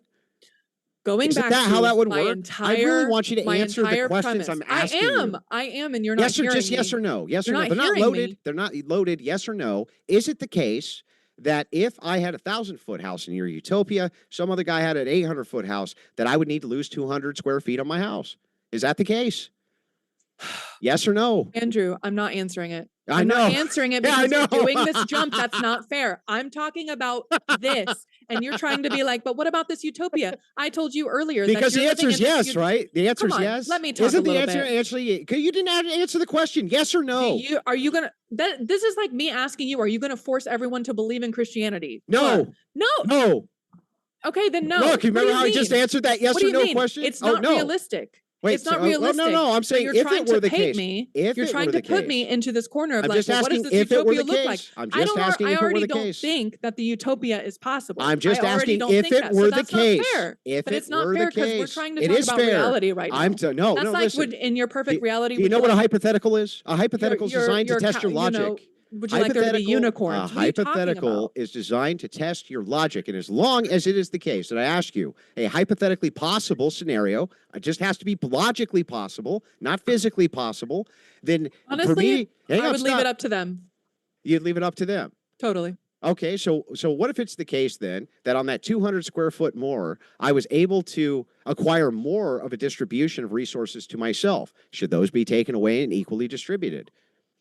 I don't think that when you're talking about, okay, so where did they get those resources? From somebody else? Because again, this is going back to the nature of a system. Yeah, I used the Apple. We can't colonize anywhere else. I'm going to explain. I'll explain it. I'll explain so that you have more information. So I went down the commie block and I got like their little cart of apples and shit for the day. Okay. And I ate the apple and there were seeds in it. And I took the 200 square foot extra that I had and I planted some of those apple seeds. And now there was an apple tree that's sitting out there. Okay. Great. Now that gives me a lot of power because now people can come to me for resources and I can like upcharge and stuff. Do you think that apple tree that you should be able to go in and take all the apples off and equally distribute them to the community? No. Okay, well then what you're saying then makes no sense because ultimately all that it would ever require is a single innovation for me to begin to gather more resources to myself than the community has, thus putting myself in a much better leveraging bargaining system for capitalism, baby. That's the only way it can be done. Okay. It's the only way it can be done. It sounds like, again, you still don't have enough trust in people to have these fair decisions made amongst their own community members, and I do. Yeah, so really, you that trust seems to be like 18-year-olds to run your life? You trust 18-year-olds to vote on what's good for your future? Really? Okay, I don't. I would raise the voting age. I'd raise the voting age to 25. You are out here thinking that everyone else is or what did you say? Most people are dumb. Do you trust 18-year-olds to vote? Really? Do you think most people are dumb? I think that most people at 18 are dumb. Well, earlier you said you think most people are dumb. I do think that generally speaking, that when you compare them to the average of the people who are on top when it comes to power distribution, yeah, they're dumb. Generally, that's true. I would argue that the difference between them is actually kind of what Christian nationalists seem to care about most, which is morality. No, that's not the distinction. There's I people think who it are is. there's people who are in government who are very moral. There's people who are in leadership positions who are very moral people. What do you mean? Yeah, That's like crazy. this. What do you mean that's crazy? Don't you I have you ever worked for a boss that has hundreds of employees, but he's a very decent person? Of course you have. So it's okay, millions. a So have local millions boss of is other not the people. same. No, that's not fair. A It local is. boss It's is an not the equal. same Yes, it's a distribution as of power. as Yes. a multi-billionaire. People who are in authority are generally smarter than the average person. Yes, it is true. I don't know why you don't like that fact, but the thing is, the reason that guy has 300 I still don't employees think is that because that he's most usually people are smarter dumb. than the 300 Yeah, employees. most people are not dumb. I stand by that. Totally. Really? So, like, Mhm. do you think most people in Pakistan are dumb? I don't think that most people are dumb. What is That's this? not what I asked you. Do you think most people in Pakistan are dumb? No. Even though Do I think 70% of them are like inbred? I think that what's interesting, and I'd be curious about why you think that there is a direct correlation between the lack of literacy and the lack of education in red states. I mean, if you really want to talk about education, Because that's where the but it's most not amount because of. I don't I'll think tell it's you. because they're dumb. I No, don't think it's I'll tell because you. they're I'll tell you dumb. exactly why. I think it's Because because that they are Yeah. directly attacked, their communities are directly attacked, no, and they are kept poor so that they are more easily manipulated. nope, that's not what happens. It's because it has the highest distribution of post-slavery. That's why. The red states that you're talking about, like Mississippi, have the highest concentration of black people in the entire world, and Oh, I so see do where you're all. going. So are do all of the Okay. red states that you point to that have the worst educational standards. Right, all of them you're going to find universally are around people who are post-Civil War slaves or ancestry with post-Civil War slaves. That's why it's not even Well, you're hard. missing It's the not even dominant hard. force, but you're missing the dominant force in those red states, which is What? mainly white Protestants. So that argument, I don't think really stands How up, did especially because white if you're doing Protestants aren't these stopping universal them? blanket statements and White Protestants aren't stopping generalizations. them from doing anything. They're not stopping them from doing fucking anything. Nothing now. Nothing. There's Well, no they're barriers. the largest voting bloc. Yeah. What? What are? The in red states, the largest voting bloc are white Protestants. Yeah, but that has no bearing on what we're talking about. Nobody's stopping minorities from having good test scores. I Nobody. didn't bring up minorities. But I that brought is the up case. All okay, of but those the states largest- that but you're talking still, about have the largest correct, distribution. easy. It's okay. Okay, they have the largest But distribution the of minorities. largest That's voting why. bloc, the largest voting bloc is still white Protestants who are So? also undereducated and low literacy. I know No, that they're you're not. trying to redirect it. No, they're not. No, they're not. Look, the white Protestants in those same states you're going to find are on par with the averages for the rest of the country. They're on par with the highest educational averages with the rest of the. Yes, it is always the case. You can go through and do the distribution by distribution. What do you think the entire ideology of intersectionality was designed specifically to study that problem? Because it was intersectional, right? They didn't understand why is it that black kids can't perform like white kids do. They didn't understand why. The entire point of intersectionality was they didn't understand why that was going on. It's not even up for debate. It is in fact the case, and it's not racist to say. It's just a fact. That's what's going on in reality.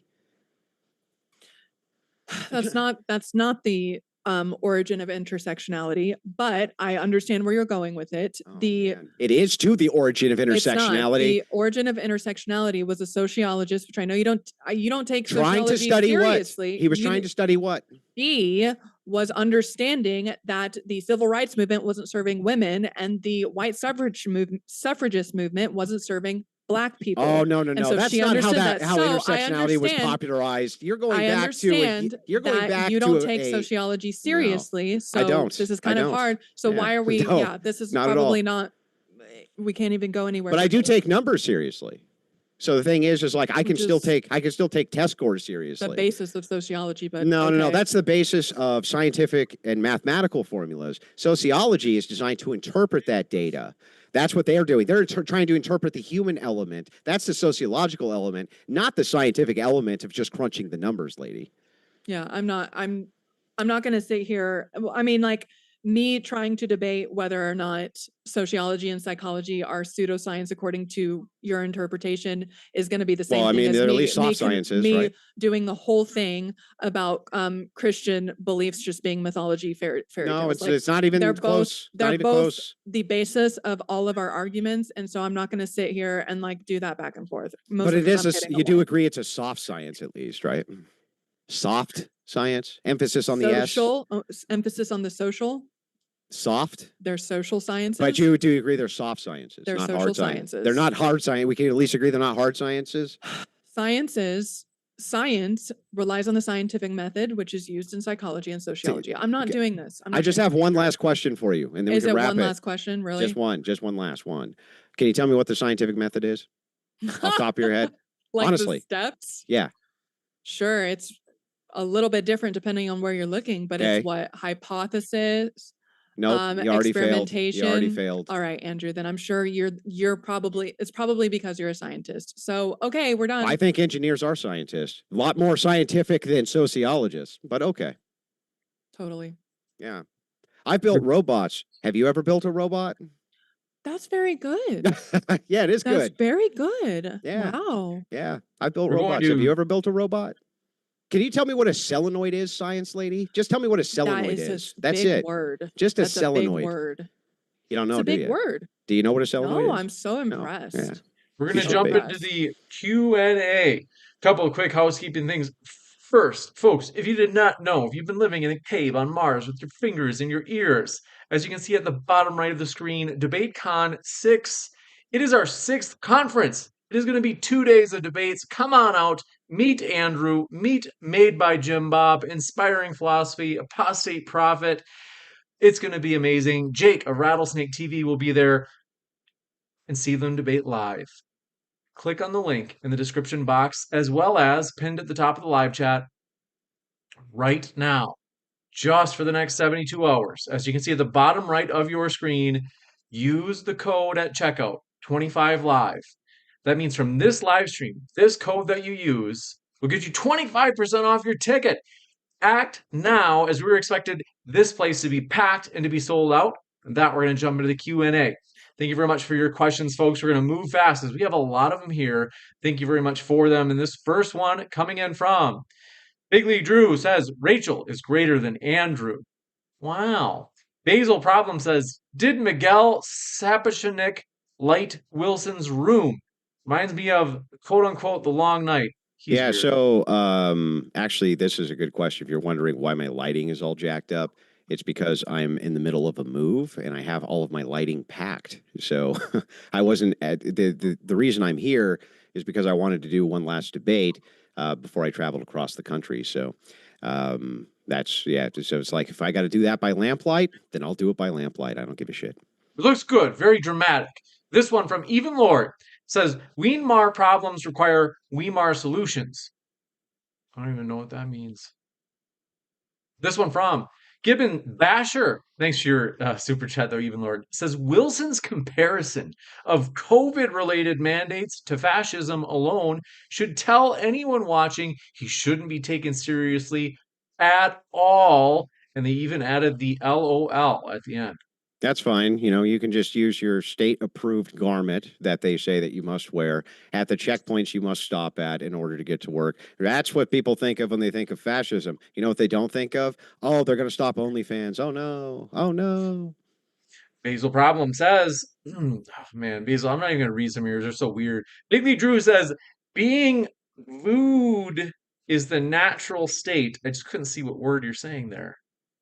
Let me know, Big Lee Drew, what you meant by that. Actually, Religious says, Casey, if someone's sexual practices are known to cause them or their partner physical harm, and both still enjoy it, should they be told to stop the practice?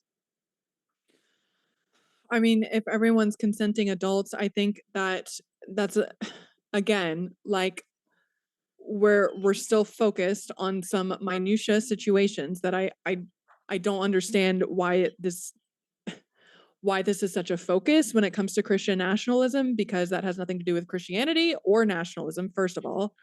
As far as to consenting adults participating in acts, I mean, harm is really the question of definition there. By harm, do you mean pain, which can be pleasurable? I mean, that's a whole like physiological situation that is one definition. And then the other definition could be really interpreted as like mental harm, even financial harm, in which case I do think that people in a lot of those dynamics deserve advocacy for the betterment of themselves. But I'm also not a sexual health expert. And I think that a lot of this, again, kind of gets into specific examples of things that aren't really the point of this debate. Which is why my worldview will win. You ready? Ban it. That's why it'll win. It'll win because it appeals to the majority of people who don't want the society that they live in to have 18-year-old girls stuffing shit up their vagina so that men can fap to it. That's not the social order that we want. And because of that, that's why my worldview always wins. It always wins. This one from Bubblegum Gun says Christian nationalism has its promotion of Zionism. Oh, sorry, I'm gonna read that over. Christian nationalism's promotion of Zionism to America began with the arrival of 19th century British evangelical ideas and was significantly amplified by the creation of Israel in 1948. Yes, it is bad. I agree. I agree that I the agree. idea of Christian Zionism is bad. Remember that time, though, James, that I debated against it on your channel? That's exactly why I did. Yeah. It I was think we're in juicy. agreement about that. Our friend Uncensored America helped us. I should say they put it on, and we just helped in a small way. Huge credit to Sean. He's been a huge blessing. Oh Just yeah, super helpful. yeah, credit to them. But I just remember that you were there moderating the Yeah. debate, Oh, and yeah. it was about Christian Zionism. I'm in total agreement that Christian Zionism is contradictory, stupid, and needs to be done away with. The entire idea of dual loyalty is silly, but that is very much nationalistic, by the way. This one coming in from. Do appreciate it. Gibbon Basher says studies show that there is a correlation between transphobia and trans porn consumption. Who wants to place bets that Andrew consumes it? Yeah, there's also studies on you being a trans and unaliving yourself too, right? So the thing that's really funny here is like, I don't know which prescription is better for society because it seems like by reducing the idea that men can become women and things like that would actually solve two problems. Then it would solve the first problem of the apparent sociological study, which says that there are people who advocate against trans who are just doing it because they're fervently fapping to it in the background, and also that they would stop unaliving themselves at such a high rate. Isn't that funny how that works? It's almost like the social core of degeneracy has a lot of effect in the fabric of the nation. Yeah, I would Yeah. still maintain that honestly, that's I'm not really very interested in Andrew's porn history, and I think I would just end up going back to that. Still is a distraction from like the main actual anxieties that everyone actually I think needs to deal with. But yeah. Yeah, well, let me give you the entirety of it. I don't watch porn. There you go. This one coming in from. Do Okay. appreciate it. Ryan01 says, should man be trusted to uphold the word of God? Um, I don't know if it's rhetorical. Even Lord says both sides are funded and controlled by the chosen people.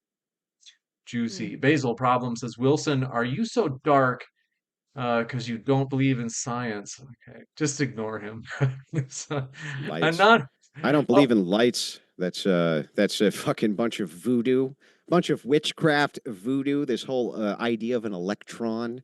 It's not a big fan of that. As a Christian, of course, I want to drag us all back to the dark ages where we have to sit around fires and thump women over the head with clubs and drag them in caves, as everybody knows. this one coming in from. Do appreciate it. Basil Problem. Man, you're obsessed, Basil. You have to like let it go. He has personal questions for you, Andrew. The Caleb Robinson says Africa has extremely high child marriage, the Middle East, and India as well. Mass immigration brings them in changing cultural perspectives, allowing child marriage. Look at Europe. Yep. It also stagnates wages and lowers living standards. I think this is for you, Casey. Um, Yeah, so I think, like, again, if I'm looking more holistically at humanity as a whole, first of all, I think that any harm of the young or the next generation is very indicative of something very structurally unwell, unhealthy, systemically not serving its adherents, its citizens, because there are links to a lot of honestly what I would call more degenerate practices, because or no, there is a link between economic anxiety and more degenerate practices, which again goes back to my argument that on a holistic level, we're talking about all of these different cultures and this one's better than the other, da da da da da. And at the end of the day, I'm still going to go back to, like, well, we haven't even tried making sure that everyone's needs are met. So I don't know what to tell you. This one from Big League Drew says, "We are nothing. Your safety, your food, etc., is your responsibility. The government isn't here to support you and can't keep you safe." Right. I would say that when if that's really how you feel, then frankly, I pity you, because I think one thing that we've really lost is our connection to community. And I actually would like a little bit more social cohesion based on those share. First of all, like, a lot of the Christian ethos relies on what? Feeding the poor. Well, like, let's see it in action. So I'm still going to go back to my We're point. still the most, we're the ones who contribute the most to charity still to this day, even per capita. It's not even close. Secularists especially don't. They especially don't. We are still the benevolent force in this world. I'm sorry to be the bearer of bad news for you. This one coming in from Basil Problem says, "Wilson, what age should we allow children to start smoking tobacco? 6? Is that too old? If it is, why?" 6? Is 6 too old to start smoking tobacco? That's what he says. Yeah, they don't have the cohesive judgment to make such decisions. T-Man says, "I guess Andrew forgot about Matthew 5:22.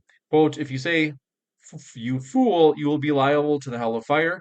He should also read Colossians 3:12. He's got to work on his Christian ethics, in quotes. Oh yeah, I know. Hippie Jesus, just be nice. We get it. And as Jesus called people vipers, whitewashed tombs, things that would get you killed in that time for being so offensive to other people. But it was all just about hippiness and hugging trees and stuff because Jesus was a real groovy guy. This one comes from Big League Drew says, "We share nothing. We got that. Actually, religious says, Casey, where can I find the Book of Shared Humanity? I'd like to read it for reference. Surely it is written down somewhere, or did you just make it up?" I mean, technically, I guess based on that logic, it would be every single book. So good luck with that. The point of there being shared humanity is that it's not just set down in one simple thing that everyone. First of all, everyone interprets the Bible exactly how they want. So we can't rely on a Bible, on one single book, for all of this moral foundation, because even under that premise, we're still all going to be and it's going to end up being about our shared collective values.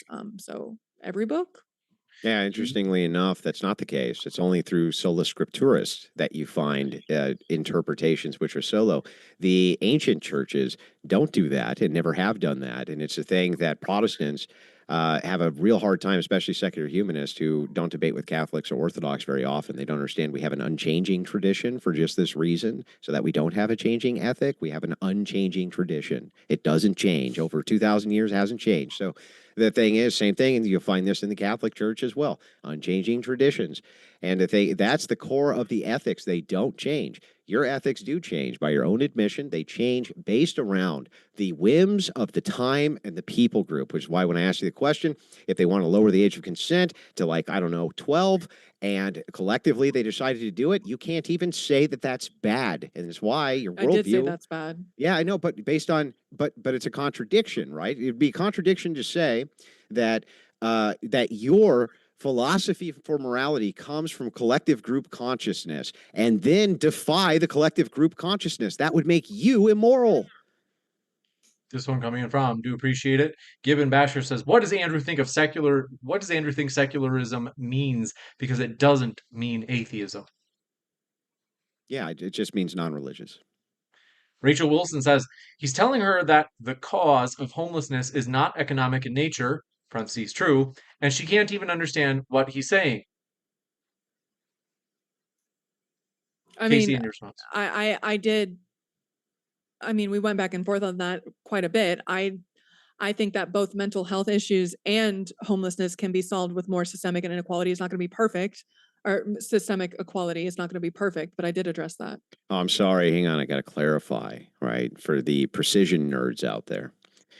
The principle of keeping government religion separate. Got it. Got it. Okay. Just want to make sure so that later you don't go and freak out because I gave a off the cuff definition. So there's the very precise definition. But yeah, they're all non-religious. Also, just pointing that out. This one And that's from not true. Sorry. go Bobby on. Love says, Yeah, have you yeah. I mean, it is true. Really, it is. Bobby Love says, have you actually considered that objective morality could exist and that folks just have opinions on it?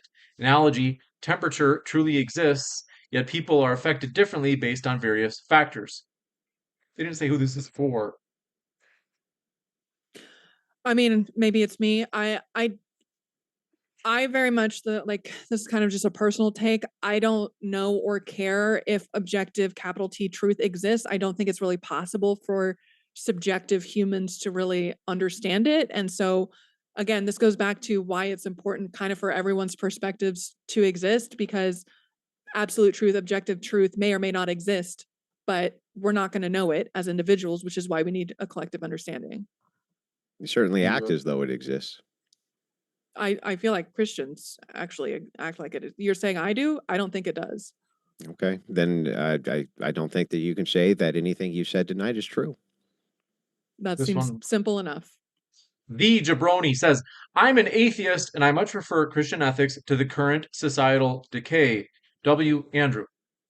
Yeah, this is a big thing that you see a lot of, and you start to see more and more secularists because we now have a new form, basically, of Pascal's wager, which is if we follow the Christian nationalists and the Christian populists, and their legislative body actually gives us better results for society than what current secular humanists propose and what current atheists and agnostics propose. Shouldn't we go ahead and do that because it reflects the values that we'd rather see in society? And it turns out there's an awful lot of them that actually do think that. And that's why I'm not excluding them like my opponent seems to think that there's no room for secularist, atheist, or dissent inside of Christian ethics or Christian government. The opposite is true. It's just the idea that we're going to give power to these people to rule over us is fucking insane. I'm not doing that. This one from Aiden Shavas says there is no heritable or trauma caused mental health problems.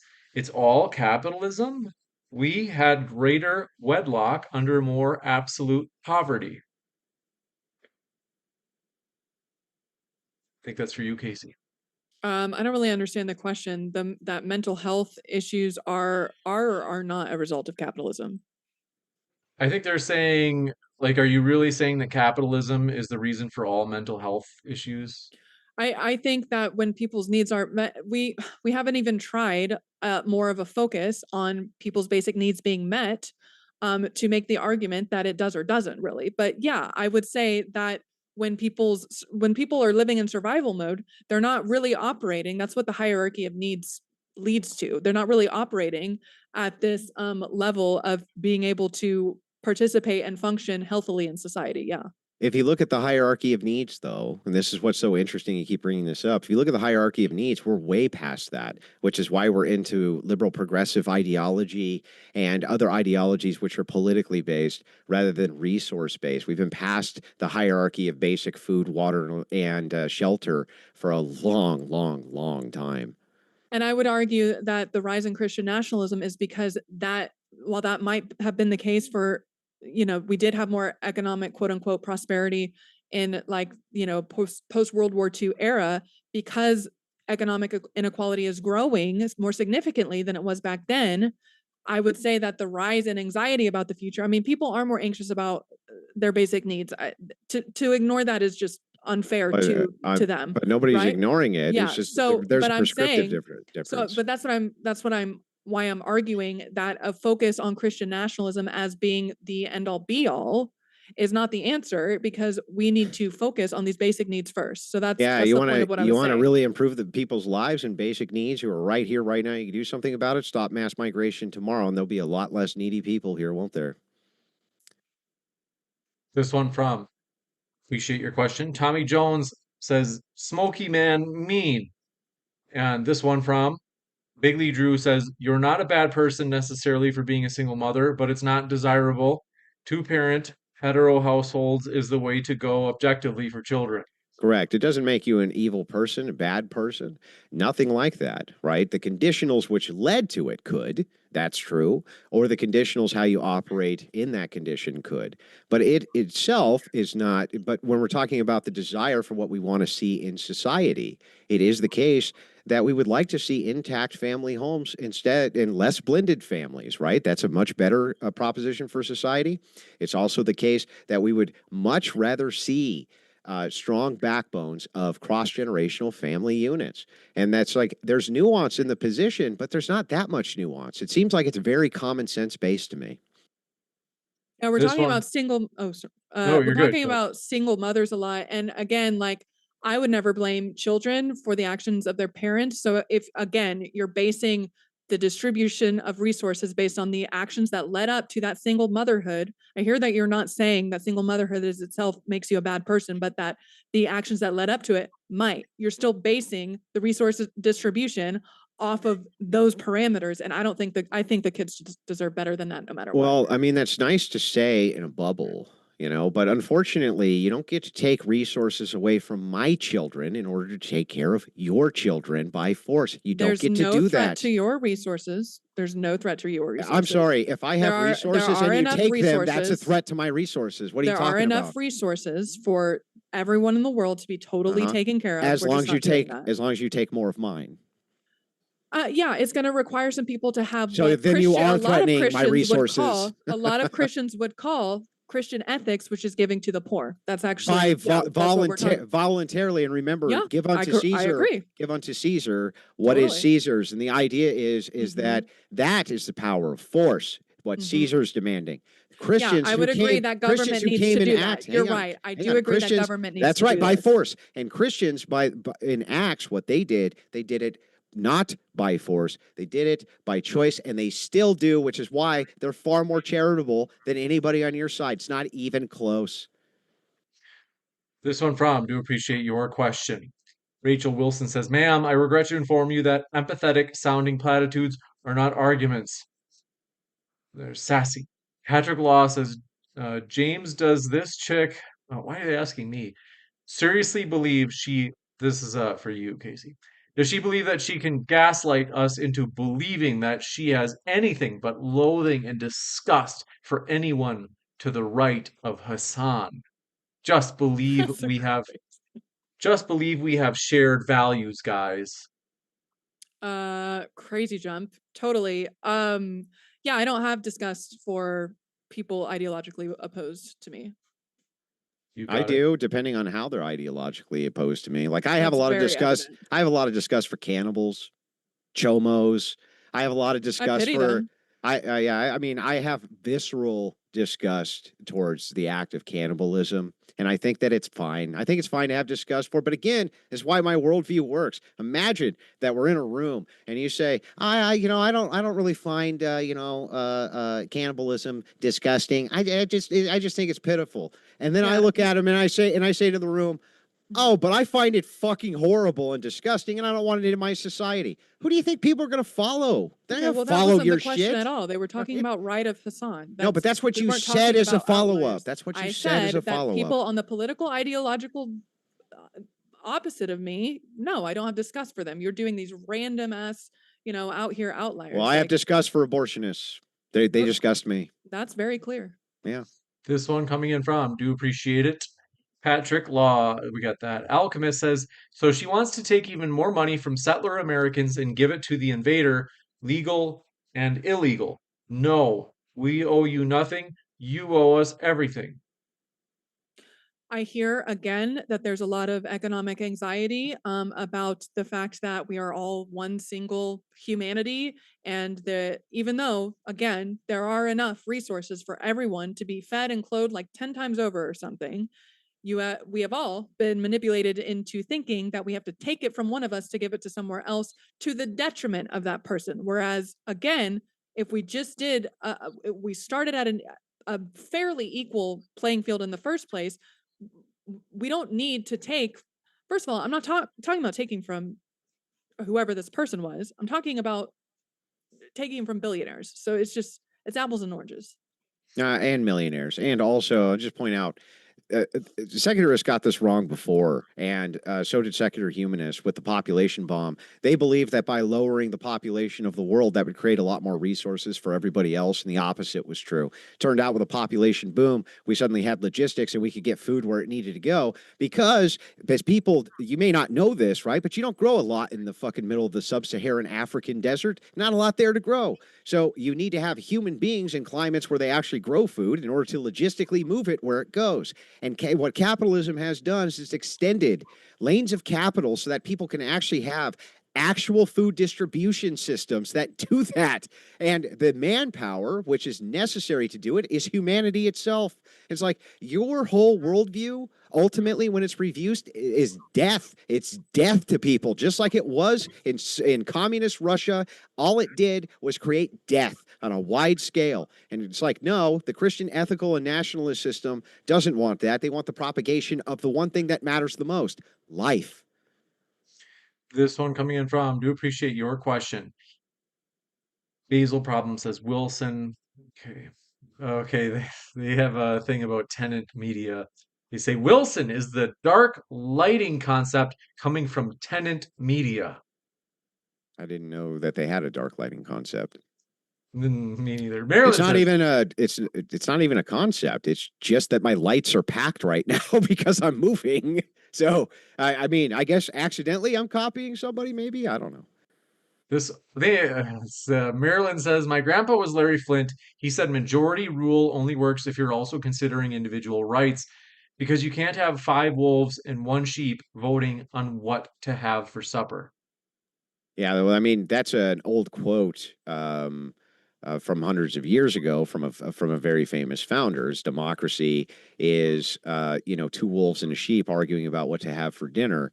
The idea of individualism is necessary for there to be a republic. Democracy must be restrained, which is why our founders hated democracy. They loathed it. They didn't want anything to do with it. We never had one. Almost nobody could vote for good reason. It's a terrible fucking idea, and it still is. This is from Aidan Shavas says, if capitalism is the only problem, and tradition and family a distinction, why did Stalin have to outlaw degeneracy and, like China, restore culture and liberalize markets to survive? I assume that's for me. Yes. So if I understand the question correctly, like it, I'm not an economic expert, but I do know that the basic premise of profiting or of valuing profit over people has led to a global system of capitalism. I mean, we're talking about something that, yeah, kind of like as Andrew was saying a little bit ago, is so built into the entire network of how we distribute resources on this planet that it does continue to um, follow the first contradiction of capitalism, which is that at a certain point, the people on the bottom, all of us really, are not going to be able to even afford all of these resources because it just keeps this economic inequality just keeps growing, not just in the United States, but then on a global scale as a whole. But always what's negated in this argument is that no matter what, you're going to have people who are on the bottom of any system, even a communist system. But let's just say we did get there. What is always missing from this argument is the fact that it's scalable. So the idea is everybody can become rich, even if some people are extravagantly more rich than other people. And I would argue most people in the United States, in comparison to most of the rest of the world, are extremely wealthy in comparison. And that's the scalable part of the system that's always ignored by these people, is that you becoming extraordinarily wealthy does not bar somebody else from becoming just less wealthy than you are. You can all be fucking wealthy. The idea of the straight distribution system doesn't do that. It does the opposite of that. It rewards people for terrible behavior, and it's why it doesn't work. This one coming in from, do appreciate your question. Robin Webster says, all a woman needs is a jar opener, Andrew. This one from Big League Drew says, most people struggle because they have no real skills. One of the best things you can do for yourself is learn a skill someone else is willing to pay for. Everybody agree?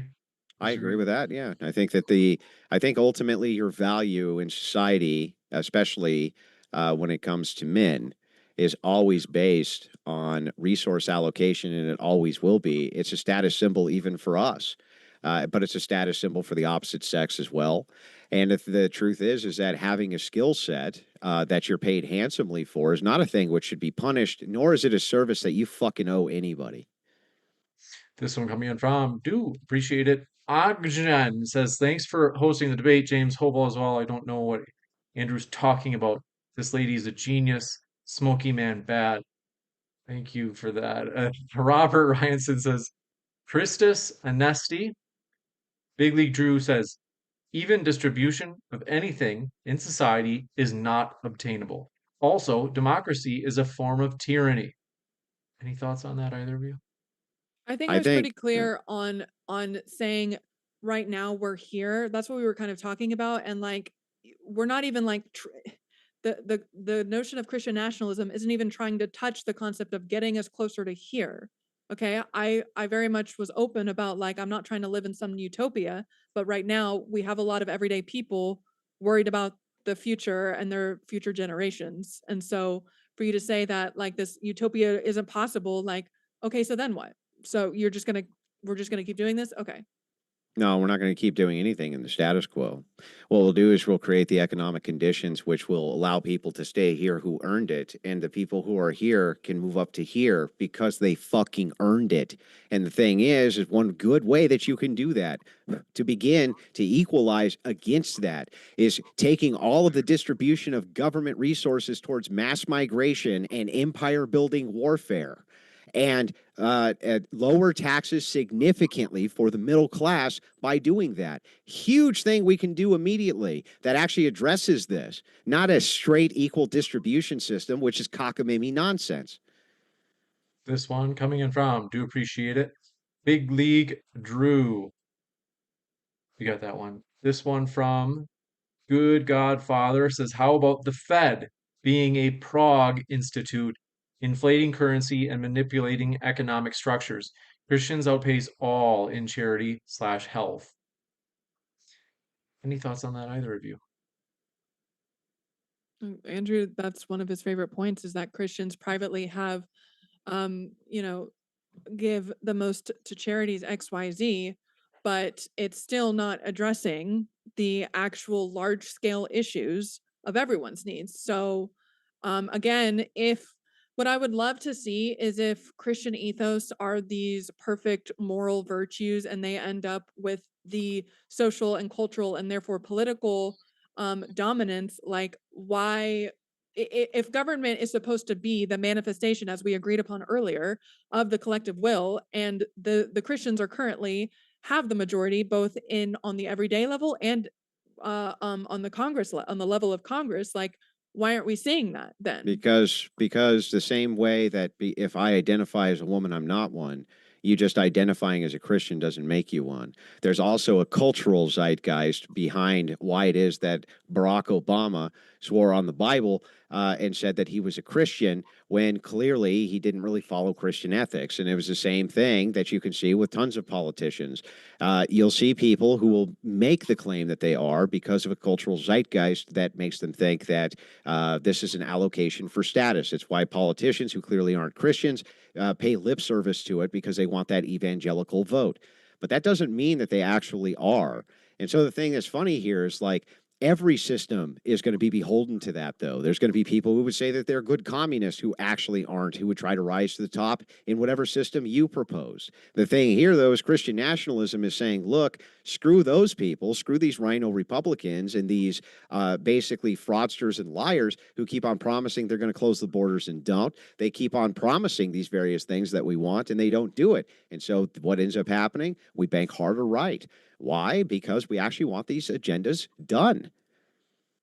This one coming in from the Jabroni says, everyone thank Casey for actually showing up and hanging in there versus the Wilson meat grinder. We appreciate both of you being here. It's been an awesome debate. And this one from Basil Problem. Here we go. Says Wilson, what about the lighted, non-lighted dynamic? Is the non-lighted dynamic biblical? Is it from the Tanakh or from Paul? You just have to ignore him. XQ says, Casey, do you believe in private property? And can equal distribution happen with private property? Also, would your body be considered private property? Um, Private property, I think, is often conflated with like private ownership of means of production.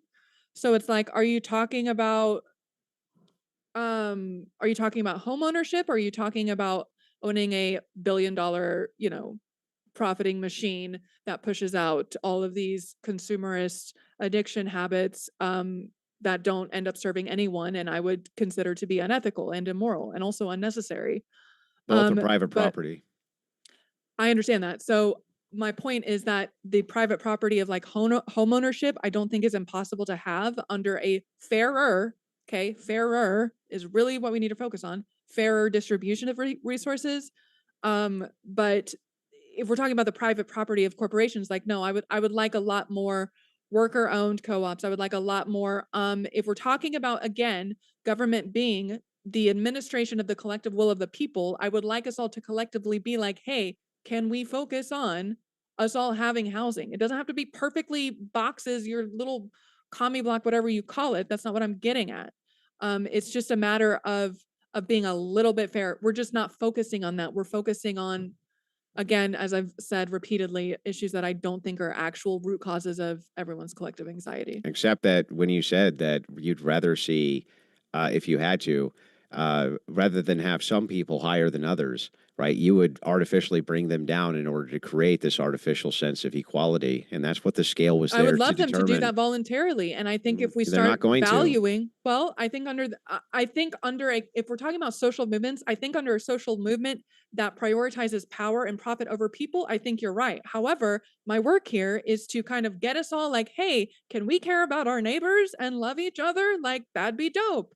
Can we care about the poor? And so, yeah, it would, can we please consider like maybe not the kind of artificial philanthropic maneuvers of these corporate billionaires, instead doing some actual infrastructure that prevents such an exploitative growth in the first place. Well, when you grow up, you're going to learn what every communist before you knew and set out in paper every single time, that power comes from the barrel of a gun, not from your wishy-washy. I have high hopes that all of us are going to collectivize and come together and give up their stuff and everything that they earned for other people because they really wants it. It's never how it works. It always becomes power distribution, and ultimately, what you're going to need to have is power in order to enforce your will. And because you're unwilling to do that, right? Well, actually, you people were the most willing to do that, but you're saying you're not willing to do that. Somebody else will rule you instead. And because Christians are sick of that happening to us, we do the opposite. We're like, well, we're pretty tired of being ruled by these petty little people. We'll take the chains of power back for ourselves. You got this one from. Do appreciate it. Hallis says, actually, Mississippi recently risen in the education rank among the 50 states. That would be a point against Mrs. Malone, or Ms. Malone. Also, your son, Post Malone, makes decent music. I'll give you a chance to respond, Casey. Yeah, hilarious. Okay, I actually think that was Andrew's point about the Mississippi education rates, but I still stand by, like, I think that um look, I'm in Oklahoma. It's like I think 50th, if not 49th in education. And there's also, we've got some economic barriers here that I would love to fight against. But the result of a lack of literacy and a lack of education, I'm not calling everyone stupid, but what happens is there is a systemic incentive on behalf of a capitalist exploitative nature to then go into those communities, my communities, and profit off of this lack of education. That was my only point. You got it. This one from Maryland. Backhanded insult toward Andrew says, Casey, you definitely sound like the adult. This one from Big League Drew says, just because this someone is in power doesn't mean they're smarter or even probably smarter. She might let you get away with that BS, but I won't. There are many reasons why someone could be in power. I agree with that. I think I eventually got there and said that when too much power is consolidated in one person, I mean, either they're born into it or they accumulated it unethically. So, They said, unless you want to admit right here that people like Joe Biden, Kamala, Bush Jr. are smarter than you. yeah, that's true. What's that? I'm sorry. They had said, just because someone is in power doesn't mean they're smarter or even probably smarter. They said, unless you want to admit right here that people like Joe Biden, Kamala, and Bush Jr. are smarter than you. None of those people are in power. What do you mean? But I mean, that's a pedantic point, right? But the idea from most conservative think tanks actually is the same exact thing. I don't think that Barack Obama got where he was because he was stupid, and I don't think Kamala Harris got where she is because she was stupid, and she didn't end up becoming the president also because Trump was smarter. So the thing is no, I've never thought that leftists got in positions of power because they were stupid. That's insane. And do I think that leftists who are in positions of power are often smarter than people who aren't in positions of power? Yes, yes, I do. And the thing is, that's interesting about this is, yeah, there's studies which will back this up, but it's not just at the governmental level. We're talking about at the local level too. When it comes to local business owners, people who have a lot of wealth and a lot of money in a localized area and they're expanding on it, they're not dumb people. They're usually smart people. Most people don't work for stupid people. May work for greedy people, but they don't usually work for stupid people.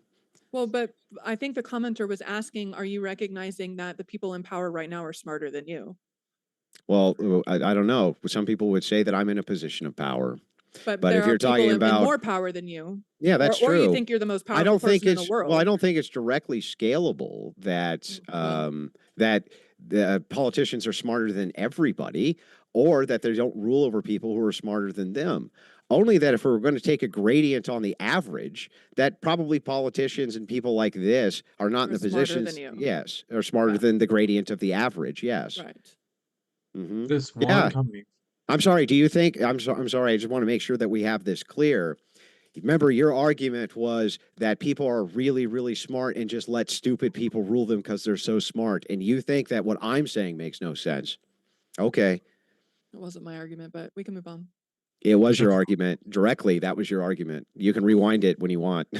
But yes. Nathan Slippy says, I watched a man weaponize the forms of rational discourse against reason itself. The face of intellectual evil is here. I love how Andrew showed how Casey didn't even believe her own claims when applied equally to both views. Casey, will give you a chance to respond. A little bit vague, but I think if you're talking about the notion that I think my worldview has plenty of room for Christians, and I don't think Christian nationalism has any room for mine, like, sure. You got it. This one from Big League Drew says, Andrew, what is a solenoid? It's a button thingy that you push on and stuff. Gibbon Basher says, what does Andrew think a scientific theory is? Oh, yeah. Yeah, so a scientific theory would be what is considered established consensus science and would be adhered to as though it's factual until replaced with something better. You got it. Hang on, Yeah. did you have anything on that, or did I get that right? I don't know I don't have the exact description in Oh. front of me, but I do think there are more parameters. Like, I think it has to have scope. I think it has to have like scope as in boundaries. And I also think it needs to recognize bias and answer Well, specific. So he's I think there are asking more parameters. he's asking post-established though, not the establishment. Okay. Yeah. Yeah. You got it. This one from Basil Problem says, Wilson, what programming language did you use to control your robot? Ladder logic. Texas Red says, of course, most people By are. the way, I didn't write ladder logic. I worked on the mechanical end of things. Texas Red says, of course, most people are dumb. There are a ton of commies in the world. Okay. This one, if you want to respond, you can. Matt Lionard says, for Malone, at the heart of Christianity is love thy neighbor. How would that be bad for the United States? So as I've said repeatedly, it's not that I care about the Christian ethos as a concept. I care about the application of it. So if love your neighbor looks in practicality like, again, once again, everyone having equal access to, or a fairer, we got to that point, a fairer access to the distribution of resources, great. No concept. That's not what Christian nationalism is talking about, though. The base of Christian nationalism is not love thy neighbor. You got it. This one from Yeah, I Fact. mean, I think it is. So, and I don't want this to go unchallenged. So, this is often something which is tried to use to bludgeon Christians. No, it's not. It's not that we don't love our neighbor. It's that we have completely different worldviews on what that looks like. The idea that we can uplift people and that people also need to help themselves, and that it's a loving thing to not. It's just like when you go out and you feed wild animals, right? You don't do that because they become dependent. It's the same exact thing here. The best thing you can do if you love a person is allow them to succeed. And the thing is like that's going to be done through merit. This idea that you have to just kind of like endlessly sacrifice everything that you have for the guy next to you who refuses to change in any capacity is absurd. Nobody said that, but okay. Yeah, but that's what love your neighbor. What do you mean when you say love thy neighbor then? What does that even mean? Like I just have to give them everything I got? Like what do you think that means No, exactly? I did not argue that at all, but I think that this is a bit circular. We've been talking about this, but like if we're talking about the actual representation of the collective will being love thy neighbor through governance, then that trickle, we want to talk about trickle down, like it's not going to have to come from your literal neighbor's pockets, right? Like there are plenty of resources in the hands of a few. It would be great if, and some of them have, like, I'm pretty sure there are like one-off stories of random millionaires, billionaires being like, I'm giving it all away, da, da, da, da. Great. Maybe we need to focus on them more collectively, because according to both you and me, I consider that to be the most ethical way to have wealth. And then that would be the love, the feed the poor Christian ethos, and they do it willingly. So maybe what we need to do is collectively focus on celebrating them instead of tearing each other apart. Well, then we should start with your side giving as much to charitable organizations as our side does so that we know you're serious about that whole voluntary part. This one Okay. coming. If you want to respond, you can. No, I'm good. This one from Pseudonym. So they say, so the topic is, quote, is Christian nationalism bad for America? If you think about it and research, moderator, this country was built by deists. Andrew, do you agree or disagree? Use an argument, not denomination. Yeah, it wasn't built by deists. It's true that there was a lot of founders who were deists, but there was a lot who weren't. The Constitution itself, though, had thousands of contributors, and most of them weren't deists, so it's just factually not true. You got it. This one from Matt Lionheart says, from Malone. Got that one. Fat Junior rolls says, Andrew, are you going to heavily curb immigration? If so, how do you deal with the labor shortage problems in the future with the U.S. having low birth rates? Thanks for hosting. Thanks. You increase the birth rate. That's what you do. You offer incentivizations for the increase of birth rate by utilizing top-down propaganda like other nations have done, which has worked to some effect, and we could do it even better here. So the thing is like this idea that we have to endlessly import people because we can't even sustain our own society is insane. We're not going to have a society if we continue that. You got it. This one, do appreciate it. Angle of Elevation says, when secularists talk about my rights, it's actually them crying about they need more privilege to deny everyone else rights. No, this is what we were kind of talking about earlier with, I mean, we kind of like veered off into power, but I think Andrew even recognized that a lot of like rights movements are predicated on the unequal distribution of power. And so, and what that actually ends up looking like is the people with less power have to do more work on behalf of people in power. So a lot of like assertions for rights is like, hey, I want to be doing less of your responsibilities. And less, and that's just what it looks like. That's what it ends up looking like on like literal individual interactions. If that answers that. But in truth, what happens is, while I agree it's justified by saying this isn't very fair, What it actually is it's a displacement model almost every single time.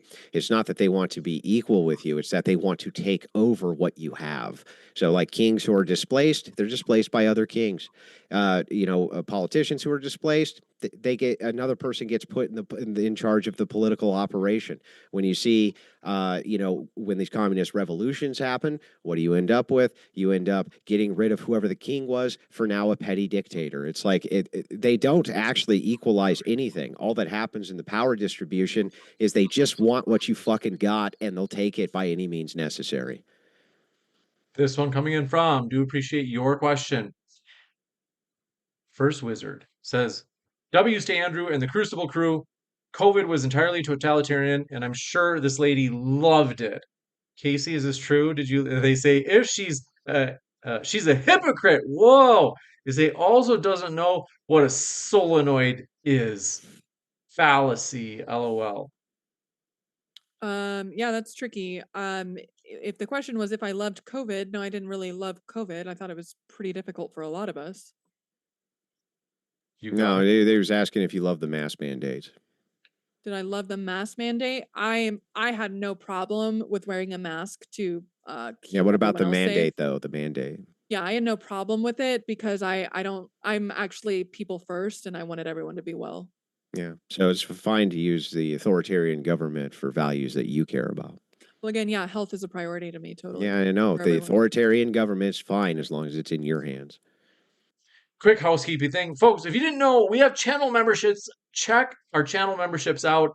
Click the join button. You can see the three options you have. As you can see at the bottom right of your screen, we have some juicy old school debates, one of which was Andrew Wilson sparring with Alex Stein long ago. Milo Yiannopoulos, Stefan Molyneux, Nick Fuentes, a lot of old controversial debates that are our members only list.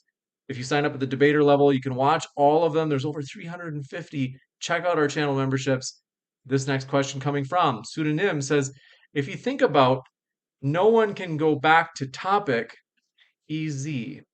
I don't know. Matthew B says, Casey seems to obsess over, quote, everyday anxieties, unquote, with no clear solution aside from forcing people to hand over their stuff to anyone misfortunate. Big L. Yeah, I don't think I advocated for that. I was talking about structural differences. Nobody was advocating for taking anything away from the everyday person. We talked about taxing wealthier people more. I think agreed on maybe not spending so much on the military industrial complex. So that's a lot of money already right there, and it would not require taking from everyday people. Well, I actually hope that that you do take some things away from this debate. I think that I don't think that you're a stupid person. I think that you're a person who can intake new information, and I think that you really just need to focus on one thing, which is why your worldview is the way it is. If I would just focus on how power distribution actually works with authority, because it's what's missing, and it's why your whole worldview, I think, is skewed. That's what I think. This one from, I want to give you a response, Casey, if you have them. Feel free to just just push into it with a response if you want. Otherwise, I'm going to go to the next question. Chaw XD says, hey, Casey, if a group of secular people decided they wanted to enforce a worldview that mapped onto Christian nationalism exactly, so it's kind of like Christian nationalism, but they're like, but, we follow all the same ethics and practices, but, we're atheists. They say, if they became 51% of the population, would they be justified in taking power?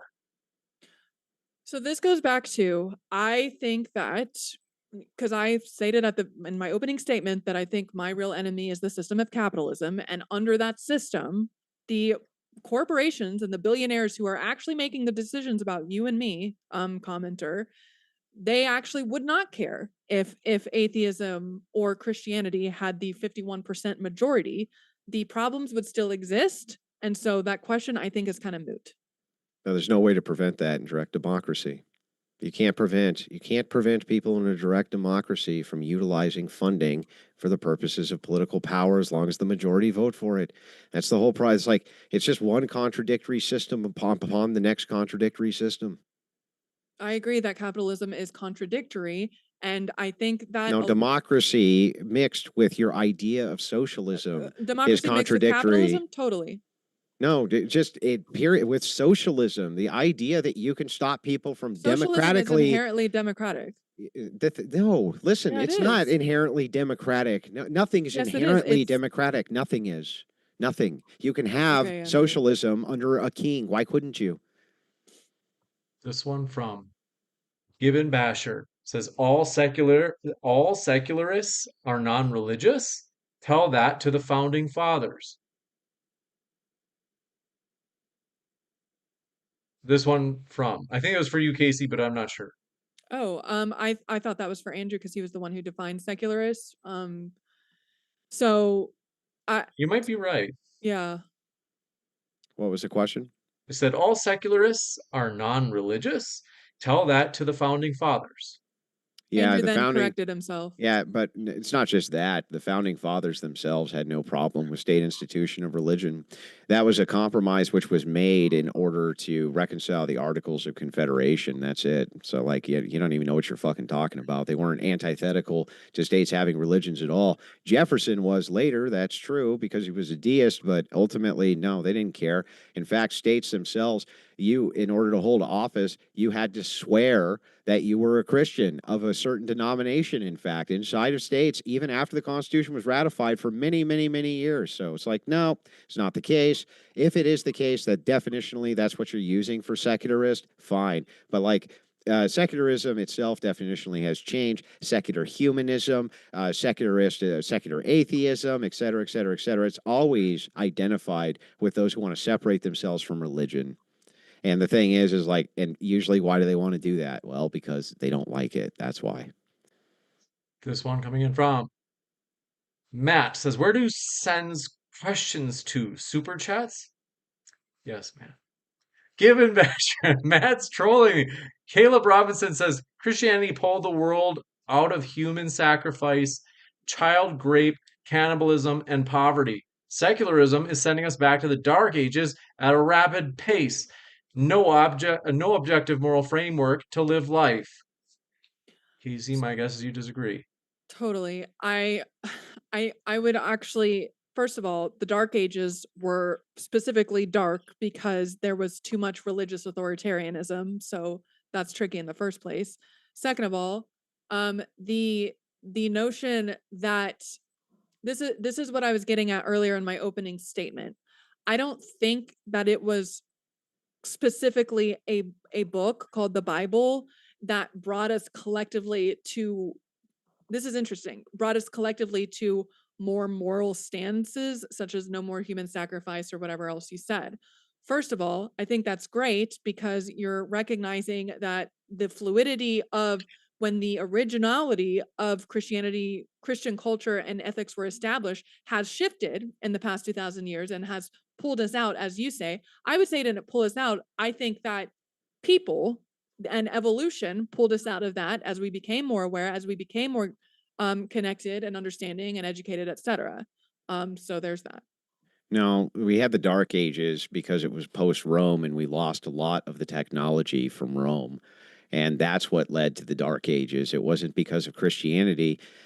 Christianity, in fact, in the Byzantine Empire was extraordinarily thriving. Like it's just silly, right? What happened is when this technology was lost, they lost a lot of the idea for the capacity for a lot of, and I'm not just talking about basic technologies as far as hammering steel and things like this. They lost basic philosophies as well. It wasn't because of Christianity. Catholicism ran the world forever and ever and ever. And under Catholicism, it ran great. And under Catholicism, at certain times, it did not run great. But most of Europe was run by Catholicism. The Dark Ages was a small time in history based specifically around a loss of technology, not because of Christianity. I mean, my points still stand that it wasn't, I'm not saying, I don't think that it was a book that pulled us out of any Dark Ages period. I think it was people came together, collectively agreed that these values are going to be more moral than the ones from the past. And I don't think that has anything to do with a book. This one from That's where we Pat get M. universal ethics, though, right? Like that's where the idea of universal ethics came from. The idea that the Roman gods were just for the Romans, and the Greek gods were just for the Greeks, as opposed to we now have a universal collective for ethics that everybody can share. Yeah, it did. It liberated planet Earth. This one from Pat M says, one can know absolute truth, selfless beingness. Absolute truth is that which is always true. That which is, I am, aka the God slash truth these secular humanists use to justify their ego's worldview. I mean, that was lovely poetic rhetoric that I'm not sure really even reflects what I was talking about. But okay. Riley English says, Casey, where does your moral standard come from? That's a good question. I think that a collective perspective, like I've been talking about, which focuses on our connectivity and shared humanity and not just this, well, I'm an individual and therefore I need to put my needs first, X, Y, and Z. But from a collective standpoint, which is what I've been talking about, I would therefore say that I get more my morality by the cultural dominance around me. I mean, that's kind of what we've been talking about. And that's the point that I've been proving is that morality is not this universal, easily dictated from a divine authority kind of concept. It is a collectively agreed upon concept. Right, unless you disagree with the collective concept and then it's immoral. So really your morality is just based on one thing, my preferences. No Way As Way 1988 says, how do we get rich people to pay if they say no, Casey? Yeah, we kind of already addressed this. So really what I'm trying to do here is talk about the actual issues that I think are at play. And again, if we had this collective movement toward what apparently seem to be what are claimed to be Christian ethics, which is to feed the poor and love thy neighbor, then I don't understand why it's on me to answer that. It should be, honestly, that should be a question to Andrew. This one from What? Matt. What? Hang on. Well, I mean, I'll answer it. I don't think that you taking every single dime from every single billionaire in the United States into poverty, you tax them into poverty and they can no longer produce any wealth with wealth, would in any way, shape, or form even touch the issue. If you distributed every billionaire's money equally among all 330 million people in the United States, right, it would be gone in a few months. Guarantee it, and you would be right back to square one because wealth has to continuously generate. And so it means just exacerbates the problem. It's a silly idea, and it always has been. This one from Matt says, Casey, I hire a lot of people. Those that hold your worldview tend not to hold a job very long. Not because they're incapable, but because they tend not to understand their own responsibility to themselves. How do you keep people productive? I think there is an interesting meaning crisis that a lot of people, I mean, Christian nationalists and secular leftists or whatever would kind of attack the problem differently, but the reality is there is kind of a meaning crisis. There is a very real honestly, like, internal anxiety about why we're all contributing to a society that is decimating the planet, why we are doing jobs that seem very performative and not based in actual meaning and community and bettering our community. I maintain that I think people um I trust people enough to know that they find value in being there for others and participating in something that's meaningful and fulfilling.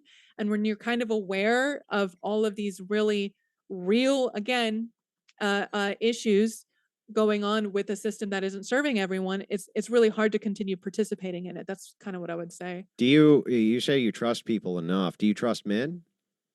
I trust men. Okay, then why don't you move a bunch of homeless men in your house? That's totally irrelevant. Do you No, do no, no. you I mean, trust? here's why. Here's Well, what. do you No, trust men? no, I don't trust random Do you strangers. trust No, women? Do you trust anyone? no, Okay, that's not what you no. asked. You asked if I trust men as a concept. I don't Yeah. trust random strangers. Those are two totally different Right. And things. why those, right? Because you don't trust the intentionality is always going to be good towards you.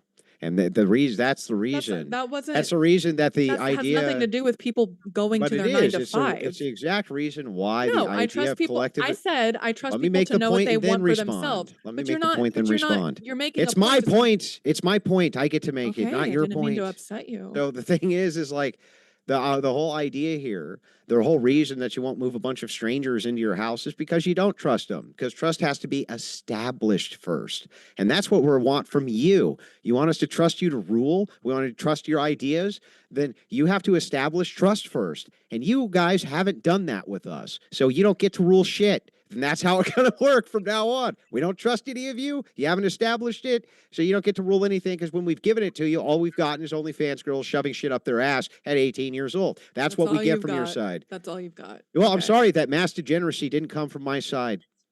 It seems to. Okay. This one I'm from good. Peter White Jr. says, question for Casey. Under your worldview, all past people, like the Bronze Age people or Native Americans who struggled to survive every day, all must have been mentally ill because of worrying about surviving. I don't know if I would argue that they were like worrying about surviving as much. They didn't have as many luxuries as we have here. And unfortunately, with the way that things have escalated and we're just so comfortable and we're reliant on even air conditioning and heating. I mean, we're just like physiologically adjusted to this reality of comfort, and we couldn't easily survive, quote unquote, in the wild like our ancestors could. So I don't really know if that's a fair comparison, because they were pretty much doing just fine. But I also, I also did make the point that when as time goes on, as evolution goes on, we've become more aware, we've become more educated, we've become more conscious.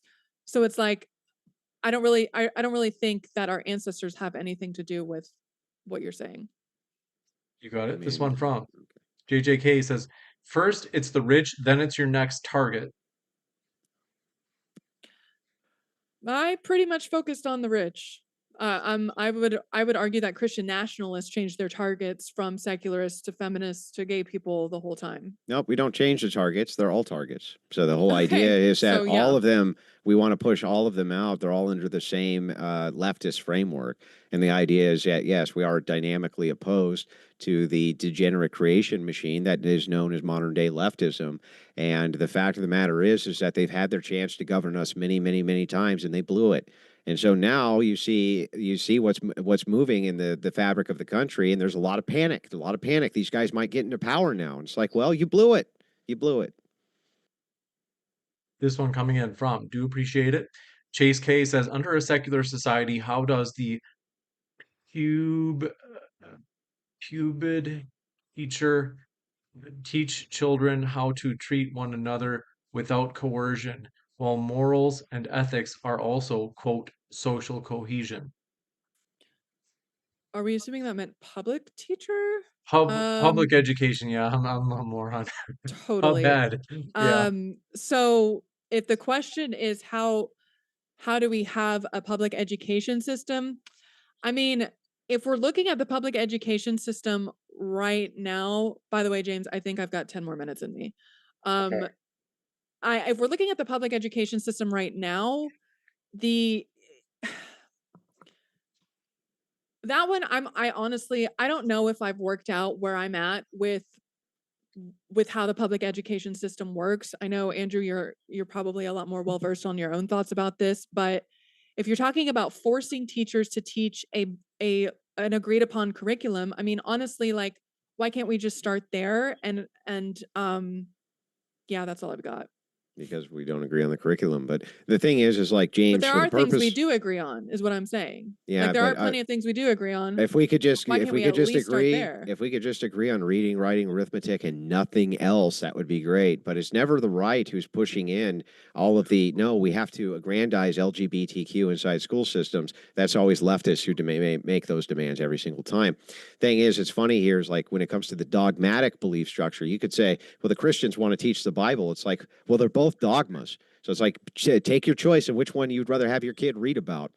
Now, James, I mean, for the purpose of time, she has to leave. Can we do closing statements? I'm okay with that if you guys are. You guys cool with like a Yeah, like just a a 2 minute, yeah, 5 minute. just a quick closing statements for both so that she has an opportunity because she gets to go last, right? Because she opened first. So that seems like a good opportunity for her to address things that I've said or not said, right? If you guys would both like that, you're open. It's open Yeah. to you guys. Yeah. So anyway, my opponent tonight, she was a contradiction machine. That's it. Just contradicted almost everything that she said. And she contradicted herself in so many ways. It was actually hard to keep count, but I'll try to give you a quick summary. She said Christians, they're the ones who are currently in charge of the entirety of the nation. We caught her in a contradiction there. She claims that her kind of socialist utopian worldview and idealism is what we should be moving towards. But then when I ask her, well, okay, well, how come we can't even get your side to give contributions voluntarily now? No answer. When it came to power dynamics, she admitted it is about power dynamics, and she wants power for the force of her view. She keeps trying to walk that back, and then tries to push it forward, and then walk it back, and then push it forward. But the truth is, she knows, I know, everybody knows at this point that what they want is they want power to enforce their view, and they're upsetty spaghetti that we also want power to enforce our view. For some reason, they think that our view is not to be enforced. They're the only ones who have the moral capacity in order to, what did she say? Allow Christians to be Christian. And yet, here, where she claims the entirety of the government is Christian and she's a secularist, she's allowed to exist just fine. Total contradiction in worldview, right? Total contradiction in worldview. So, over and over again, I've caught her in these with her own worldview, and her attacks on Christianity were just silly. We got into forced doctrine, she ended up agreeing with me. We get into rights, she ends up agreeing with me. When we get into ethics, she doesn't even have a problem with Christian ethics. Her whole mode here has nothing to do with Christian nationalism itself, even. Her whole mode actually is that she has an issue that she thinks Christian nationalists are going to allow you millionaires out there to keep your money. That's what she's actually mad at. When you reduce her whole worldview, the whole thing was just, I'm upsetty spaghetti that if Christian nationalists get in, they're not going to tax all the rich and give it to a bunch of poor people who I think deserve a bunch of stuff. That's really the whole reduction. It's not really an issue with the ethics. It's not really an issue with us trying to stop exploitation. Not really an issue with any of those things. It's just the idea, oh, Christians will let you keep your money and will allow meritocracy so that you can work your way up the ladder like everybody else has to. And on top of that, the most liberating kind of economic system which has ever existed is capitalism. Now, crony capitalism's bad, sure, but capitalism itself, no fucking way. There's no nation that doesn't practice it that's doing well for a reason. It's because access to capital is what allows people to grow rich, wealthy, bring their families out of poverty, and I want to see that for every human being. She doesn't. She wants to see the people who are up here get brought down here artificially because they deserve it. We'll jump over to Casey for her closing as well. Casey, the floor is all yours. Thank you again, modern day debate. There's a couple things I want to point out. First of all, my opponent did not even mention that last statement that he had there in his closing statement about wanting everyone to be fed and safe and healthy. Didn't bring that up until I did tonight. I started this with an opening statement about whether Christian nationalism is bad for America, and I stand by that. Yeah, it is. Not just because it redirects us away from the actual core issues that I harped on over and over again, talking about. First of all, I wasn't attacking Christianity at all. I wasn't attacking everyday Christians at all. That's not accurate. If anyone was doing attacking, I'm pretty sure it's quite clear that my opponent was attacking me, and that was I'm going to give it a solid 20 to 30% of his entire argument was belittling me, saying, "Well, the adults are in the room. Well, when you grow up, that to be fair, to be nice, that might be unprofessional at best, and just ignorant at worst." I think that the people viewing this right now, I think people in this country, I don't think most of you guys are dumb. I think that you guys have very real and fair, one, value that you contribute to society just by participating in it, and two, very real needs that are not being met. And I am here trying to focus on that. And all of these other external, like, well, I'm not an adult and I don't know what I'm talking about and I'm too contradictory, still doesn't address the fact that I, Casey Malone, am here to represent the needs of everyday people. And that's what matters to me most. So That I think was pretty evident throughout the debate. Thank you for your closings, both Casey and Andrew. Folks, what we're going to do here is I'm going to be back in just a moment. I'm going to read out your questions. I do want you, even though you won't get a response to them, I know that you guys want your points to be read out loud to be known. I want to encourage you, our debaters, the people who come here that we get to host are the lifeblood of the channel. Check out their links right now. So they're linked in the description box. What are you waiting for? Even if you disagree with them, there's value to going to their channel, watching their content, because you're getting to hear straight from them what their positions are rather than what someone is saying their position is, especially if it's someone from your own tribe who might not be as charitable. So there's a reason to check them out, even if you disagree with them. I want to say thank you very much, Casey and Andrew. It's been a true pleasure to host you tonight. Of course. Thank you for having me. Thank you very much. My pleasure. I will let you guys go. And folks, check it out. DebateCon, use that promo code that I had mentioned. That's at the bottom right of your screen. I'll be back to share more about that promo code. You don't want to miss it. It's 25 live, only valid for 72 hours. Check out the DebateCon link in the description box. Look at the tickets. I'll be back in just a moment to share more about that promo code.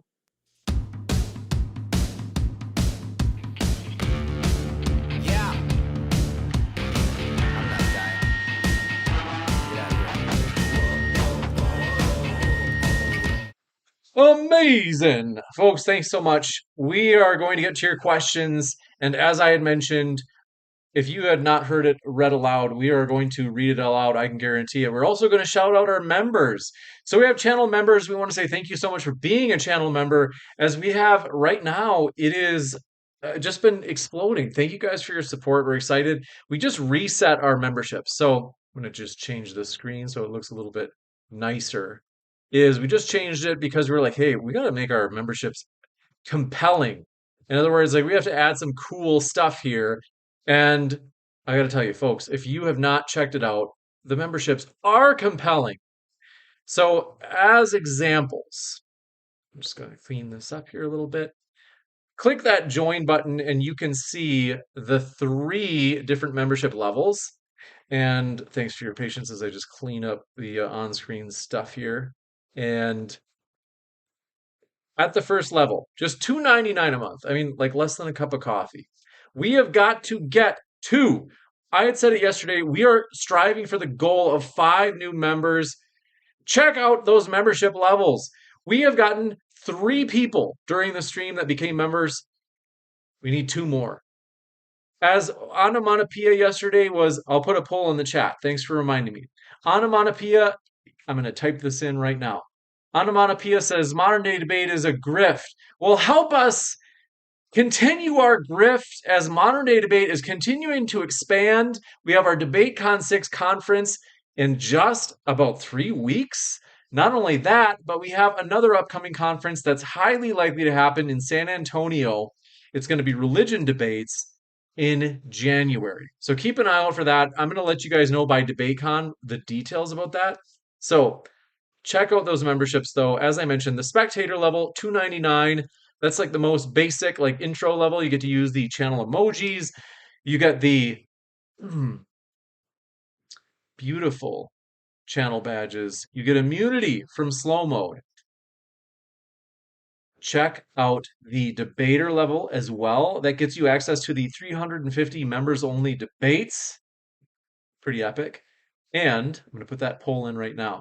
So ask a question the question is Christian nationalism bad for America? I am putting that in the old poll, and you might say yes or no. Or maybe you're like, I'm on the fence. Putting that as an option too. So that poll just went live in the live chat. I've got to tell you, we're excited though for a lot of stuff. If you are like, hey, I've been thinking about this DebateCon thing, tell me more about it. Maybe you didn't know what we do here. So basically at Modern Day Debate, we do this 2-day conference and it's filled with debates and it's awesome. As you can see at the bottom right of your screen, Apostate Prophet will be there along with Andrew Wilson, made by Jim Bob, Jake of Rattlesnake TV, Rachel Wilson. Dr. Richard Carrier will be one of the debates as Atheist, Dr. Richard Carrier will be defending secular humanism against Andrew Wilson defending Christianity. In particular, which is best for society. That's going to be the main event for the entire conference, and it's going to blow the roof off. I'm telling you, you guys, you're going to be blown away by this debate. We're very excited about the future. So, I got to tell you, my dear friends, if you have not yet, I'm going to put that link for DebateCon 6 at the top of the live chat. If you are kind of like, huh, I've been thinking about that. Now that I know what it is, it's 2 full days of debates. So there are 3 or 4 stage debates each day. Another example would be Made by Jim Bob against Planet Peterson. It's going to be another juicy debate. And they're primarily on religion topics, although Rachel Wilson is debating feminism with Craig. It's going to be a juicy political oriented topic. Not only that, you guys, you get to meet your favorite debaters, which is the best part. Like you actually get to shake their hands and say, "Hey, like I've been looking forward to getting to meet you. Like thanks for your content." It's a really cool thing. Don't let life pass you by. Take advantage of this code on the bottom right of your screen. I got to tell you, the code 25 live. So just 25LIVE. You put that in when you check out for your tickets. Again, that tickets link is in the description box. It's also pinned at the top of the chat. It will get you 25% off. That's a quarter off your ticket price for those of you who are slow. As an example, in case you're really slow, the standard ticket, if you just get access to the stage debates, which is like our conferences used to be. Now we've got kind of, if they're becoming bigger, we've got like, this one's going to be very excited about it. But long story short, the standard ticket, $240. But if you use this 25% discount code, it's only $180. It's an amazing deal. So, I mean, that honestly, no joke. I just booked my flight today to Nashville from Las Vegas. It's $4. Or I'm sorry, it was $40. I'm slow today. So, in other words, the promo code can save you enough to potentially cover one of your flights. Now, I admit, that's like if you're like me, because I fly Spirit and Frontier all the time, and I just bring a backpack. People always pack way more than they need. You really only need a backpack if it's a few nights. I've flown literally around the world for like a month with just a backpack. You can do it. So, I've got to tell you, we are excited and thankful. So, I want to show you this. We have all of these epic events coming up. Not only that, but I'm going to tell you, you guys, we have a new Facebook page. I'm going to throw that in the live chat as well, because you might be thinking, like, oh, really? You have a Facebook page. This is where we'll upload reels of debater highlights. So, for example, Andrew Wilson, I think, is the last reel that I uploaded on the Facebook page. And I've got to tell you, we are purposely starting this new Facebook page because I have to be honest, the old one, it's just become the way the algorithm works is it basically like 99% of the people are left leaning and atheist. And that's okay. We still run that Facebook page and we're still going to upload content, but we're like, hey, we might want to start a Facebook page that might have more balance if we highlight more conservative and Christian speakers.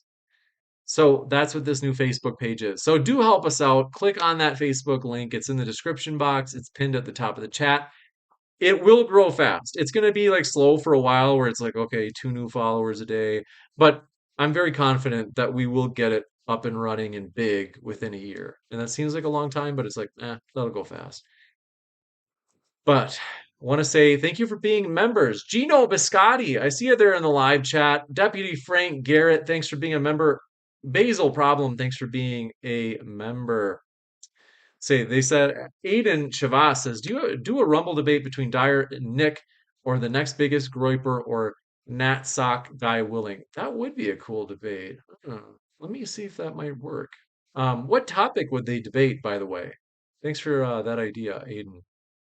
Is pseudonym says, James, do you really have a PhD? I'll debate it. Yeah, I have a PhD from Colorado State in industrial organizational psychology. So it's kind of like managing workers. So like uh, leadership type stuff, teamwork type stuff, training. A lot of it's like training your employees on like, hey, what are the best practices for training your employees on like, let's say a new process or a new method that your organization is doing. But yes, we've got a lot going on. Let me show you some of the other cool stuff.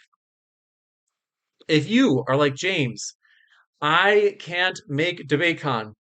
By the way, we have this membership drive. We have 3 of 5. So we only need 2 more to reach our goal for tonight. We can do it. Consider becoming a member.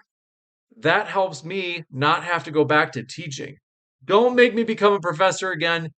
I don't want to teach. I like modern day debate more.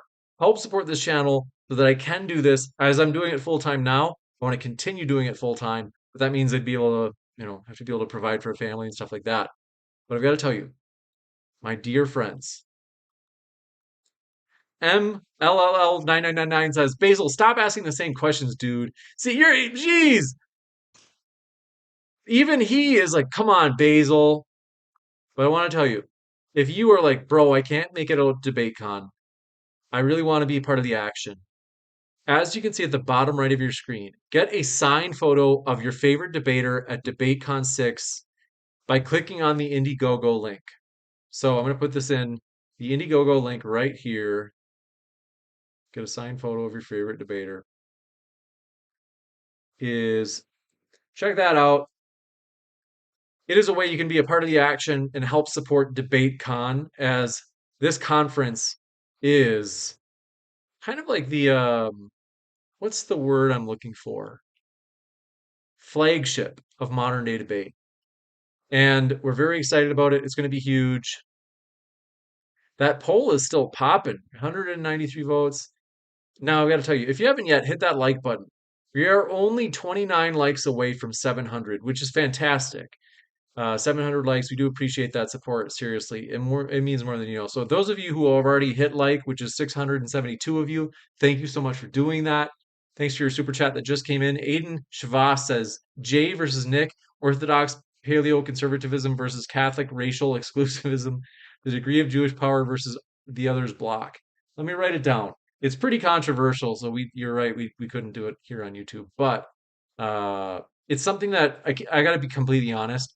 I don't know if it's going to be like right away because I'm right now DebateCon stuff is so busy, but I am, no joke, I am writing it down because I'm like, maybe like um I just got to be honest with you that it's don't expect it to happen fast if there's any movement on it, because who knows if those guys want to debate even. But I'm happy to give it a shot. Lefty 007 says, smash that like button, folks. Thank you for your support, Lefty. Do hit the like button. If you thought your side was more persuasive tonight, that's a good reason to hit the like button. Think about it. The more you hit like, the more YouTube recommends this video to more people. So if you want people to see a debate in which you thought your side was more persuasive, well, then obviously hit like, because YouTube will show it to more people. You want that to be seen by more people, right? Now, we're up to 682. Thank you so much. Oh, yeah, okay. The crowdfund. Did I already? Yeah. Let me see if I actually put that in the live chat. And I think I have to go to Walmart. I've got to go shopping. Um, these debaters have got so much energy. It's wild. Because I got to be honest, I'm impressed every time because they just never run out. Casey's an hour ahead though. I'm in Pacific time, so it's not that late for me. So I understand why she got tired. Uh, or let's see, she maybe had something come up. Now, the last thing I want to show you guys is, oh yeah, yeah. So at the bottom right of your screen, members only playlist, over 350 debates that you have access to if you are at the debater level. So these are some of the most juicy, controversial debates we've ever hosted. People like Stefan Molyneux that we've hosted, Milo Yiannopoulos, Nick, and others. And also some of the more kooky ones like did the Titanic actually sink with Alex Stein? So I got to encourage you, check that out. Now let me look for this 222. I wanted to show you this. At the bottom right of your screen, there are two ways modern day debate can collaborate to help bring a major debate on campus where you are. Deputy Frank Garrett, thanks for your super chat. Says, thank you, Ron. You go to sleep. Thank you for that. Wow. Thank you for your support, Deputy Frank Garrett. Thanks for being a member. Big League Drew, thanks for being a member as well. NetTube user, thanks for being a member. 1313 Maryland, thanks for becoming being a member. And as I was saying, if you're interested in a debate happening on your college campus, like let's say you're like, hey, like let's do a big one, like some popular content creators that everybody like, for example, you've seen in the past, it was Andrew Wilson against Apostate Prophet. That was up at Penn State. That was put on by Uncensored America, and we're very grateful. They've invited me to moderate those. Sean's a huge blessing, great friend. But long story short, modern day debate is like, hey, we want to set up debates on college campuses. They're going to be huge. Half the challenge is the venue. So if there's a college campus where there's someone, let's say a student group, who's like, hey, well, I mean, we can like book a nice venue for free as a student group. I'm like, that's fantastic, because that is actually usually the biggest biggest cost for modern day debate when we do DebateCon. So we're like, hey, that gives us some wiggle room where we can fly in the speakers, stuff like that. So if you want to have a huge event on your campus, in fact, there's actually one this January. It's supposed to be like 2 days worth of debates. It's basically going to be like a debate con, except it's the campus group called Ratio Christi. Bullwhip Bobby Love says, good night, James. Good night, friend. Is Ratio Christi, it's going to be basically like Ratio Christi Con. It's going to be a 2-day debate conference. Just email moderndaydebate@gmail.com. So you could, if you wanted, to start a modern day debate chapter. Like I'm like, hey, yeah, we'll help you do that. Or if you're like, hey, I don't know if we'd have the energy to do a chapter. Like we already have our university or our student group. Like we want to promote it. Like we can promote our student group if we have a huge debate, or we can promote our university by having a huge debate. I'm like, hey, that's cool. Like, let's do it that way then. That's even easier. Like, you don't have to create a modern day debate chapter. We'll just kind of do it through your group, and modern day debate will help coordinate it. You know what I mean? Like, help set it up. We can reach out to people. Like, we've got a large network. I can send them an email and say, hey, yeah, we're seriously, hey, popular debater A, modern day debate is reaching out to you. Like, it's me, James. We want to host you at this university. And then we reach out to the other debater.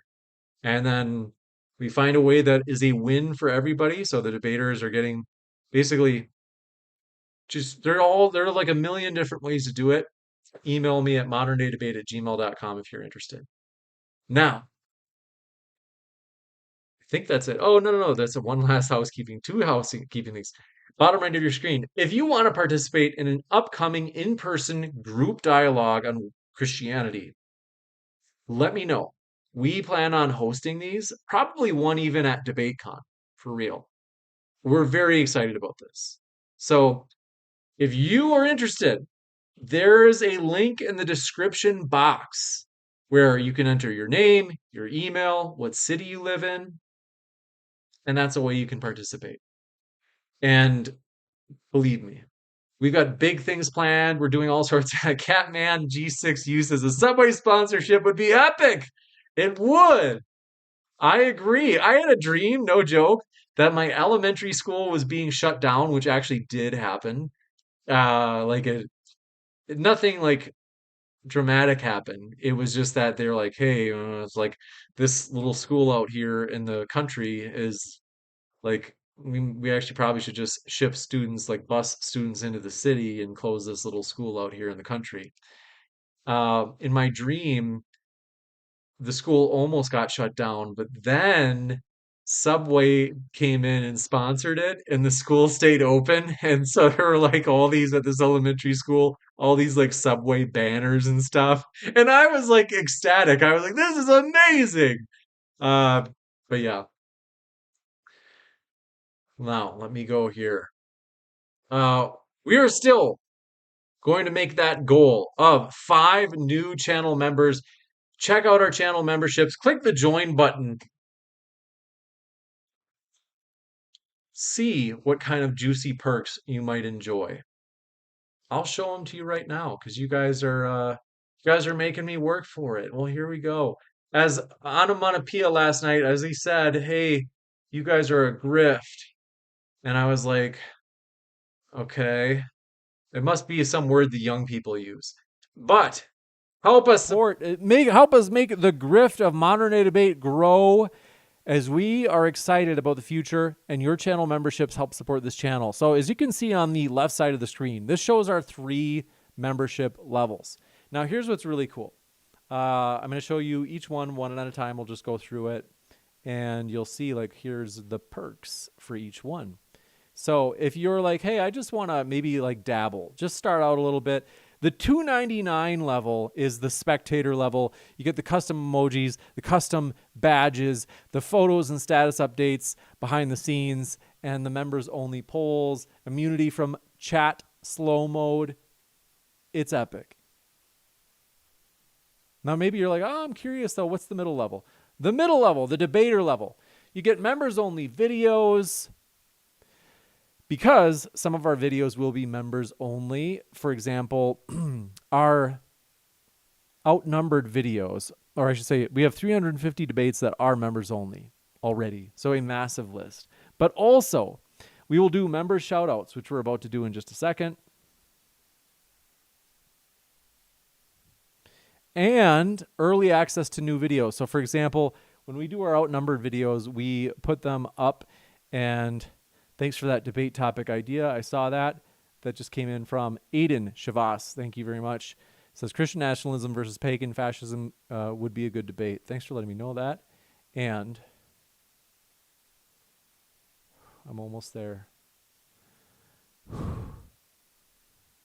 you haven't yet hit that subscribe button, do appreciate that support as well. Now let me get this up. So you got the live button. Good.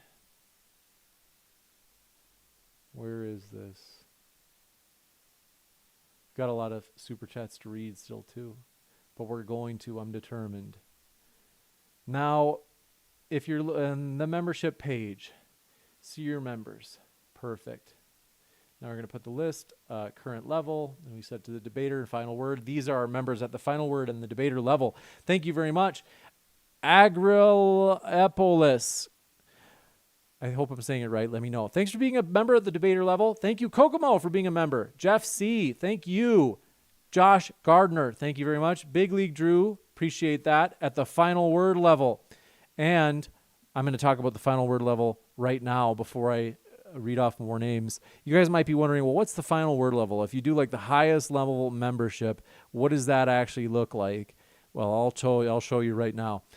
You, as you can see at the bottom left, if you sign up at the final word level, you get to watch all of DebateCon for just $14.99, which is amazing.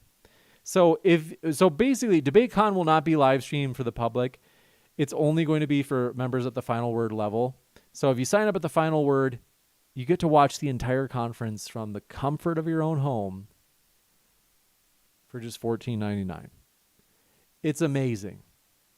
Check out the final word level. We still have 2 new channel members that we are striving to get with our goal of 5 new members tonight. Thank you very much, Madi3, for being a member at the debater level. Evan Lundstrom, thanks so much. Hot Tuna, appreciate it. Matt League, thank you very much. T, appreciate you. Thanks for your support. And let me just load this up. Yak Fine, thank you so much. Gino Biscotti, Jordan Walsh, Mortem, thank you so much. I Killed Earl and Shiri for being members. Thank you so much for Taishira Eubanks for being a member, as well as Walk with the Spirit. Thank you very much. And NetTube user, thanks for being a member. And thank you very much for being a member. Oh, this page keeps reloading on me. 2 seconds.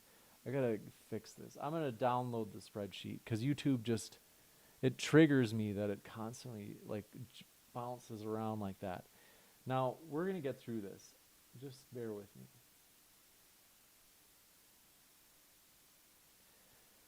Okay, we're gonna download this puppy right here. There it is. Thank you for your patience. And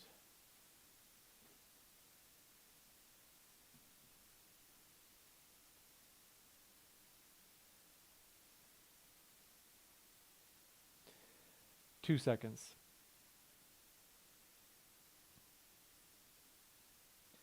All right. 404, thanks for being a member, as well as Anathema. Thank you very much. Samuel Lindstrom.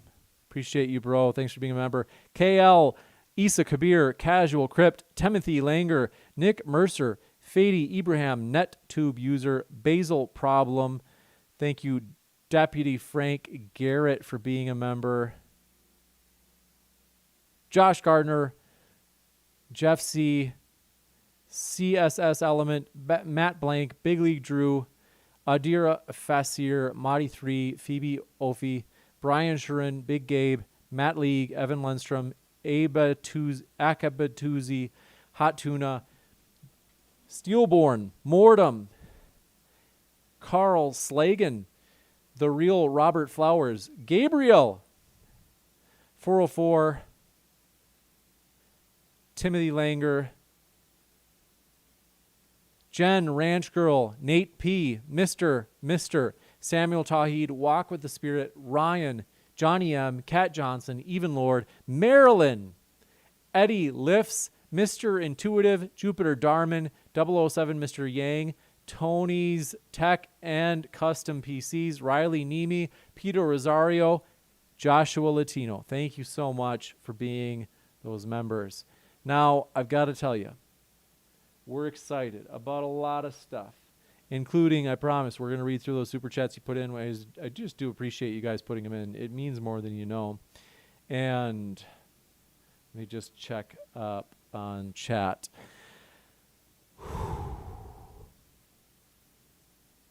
Okay, here we go. Supers we didn't get to read yet.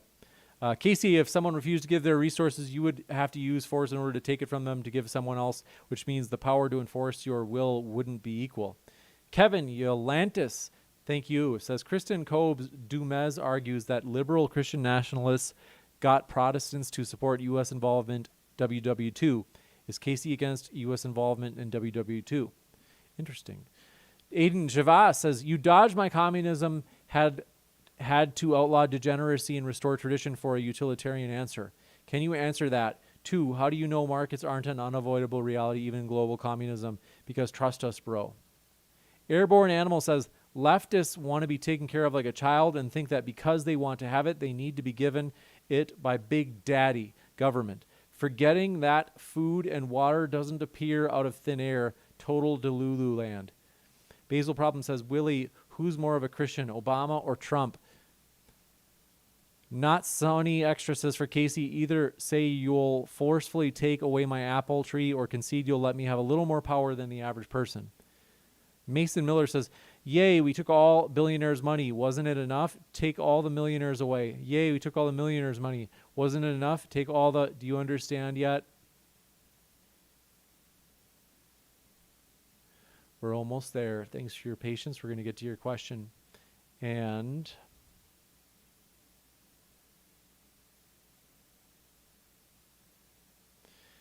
all right. Andre P. says, when did Jesus advocate for nationalism? He did advocate for giving up your possessions, multiculturalism against wealth, basically communism.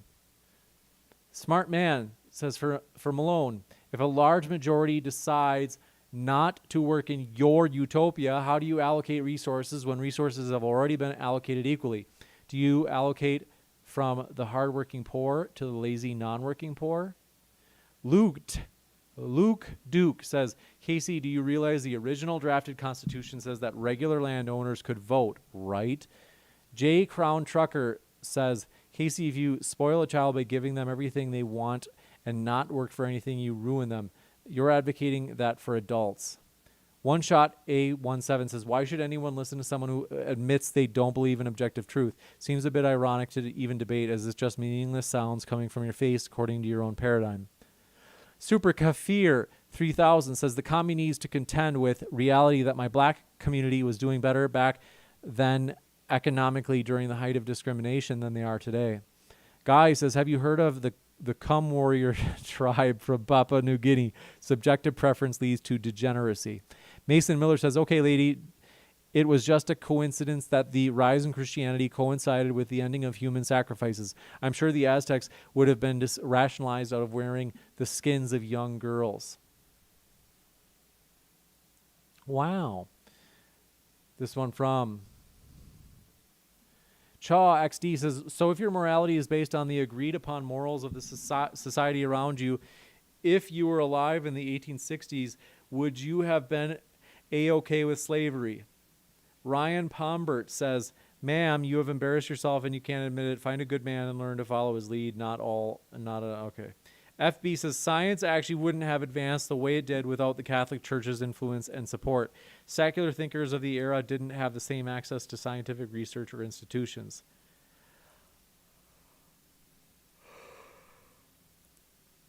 This one from Matt says, if you had 6 million small hat, but you didn't like small hats, would it be okay to put the small hats?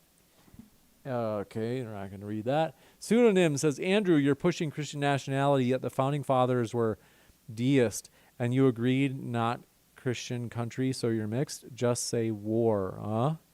Demon Slayer says, if within 40 years inside USA, would she prefer U.S. lean Christian or Muslim? That's my question. That's all.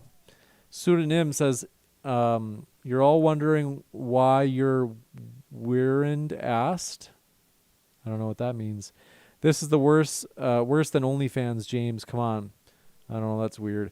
Aiden Shavas, we got that one. I already read that. That's about the potential debate between Dyer and Nick. Deputy Frank says, thank you, Ron. And then, yeah, I think that's it. So I think we've read all those. Thank you guys for your support. You guys make this fun. I am going to rest a little bit, but I just want to say, if you haven't yet, hit that like button. Friendly reminder, thank you guys for all of your support. It means more than you know. And yeah, so it's been a great debate. I'm excited about the future. DebateCon 6. Folks, one last time, we're going to go over here. As you can see at the bottom right of your screen, DebateCon 6 in Nashville, Tennessee. It's going to be huge. It's going to be epic. It's going to be amazing. If you haven't gotten your tickets yet, for real, they're linked at the top of the description box.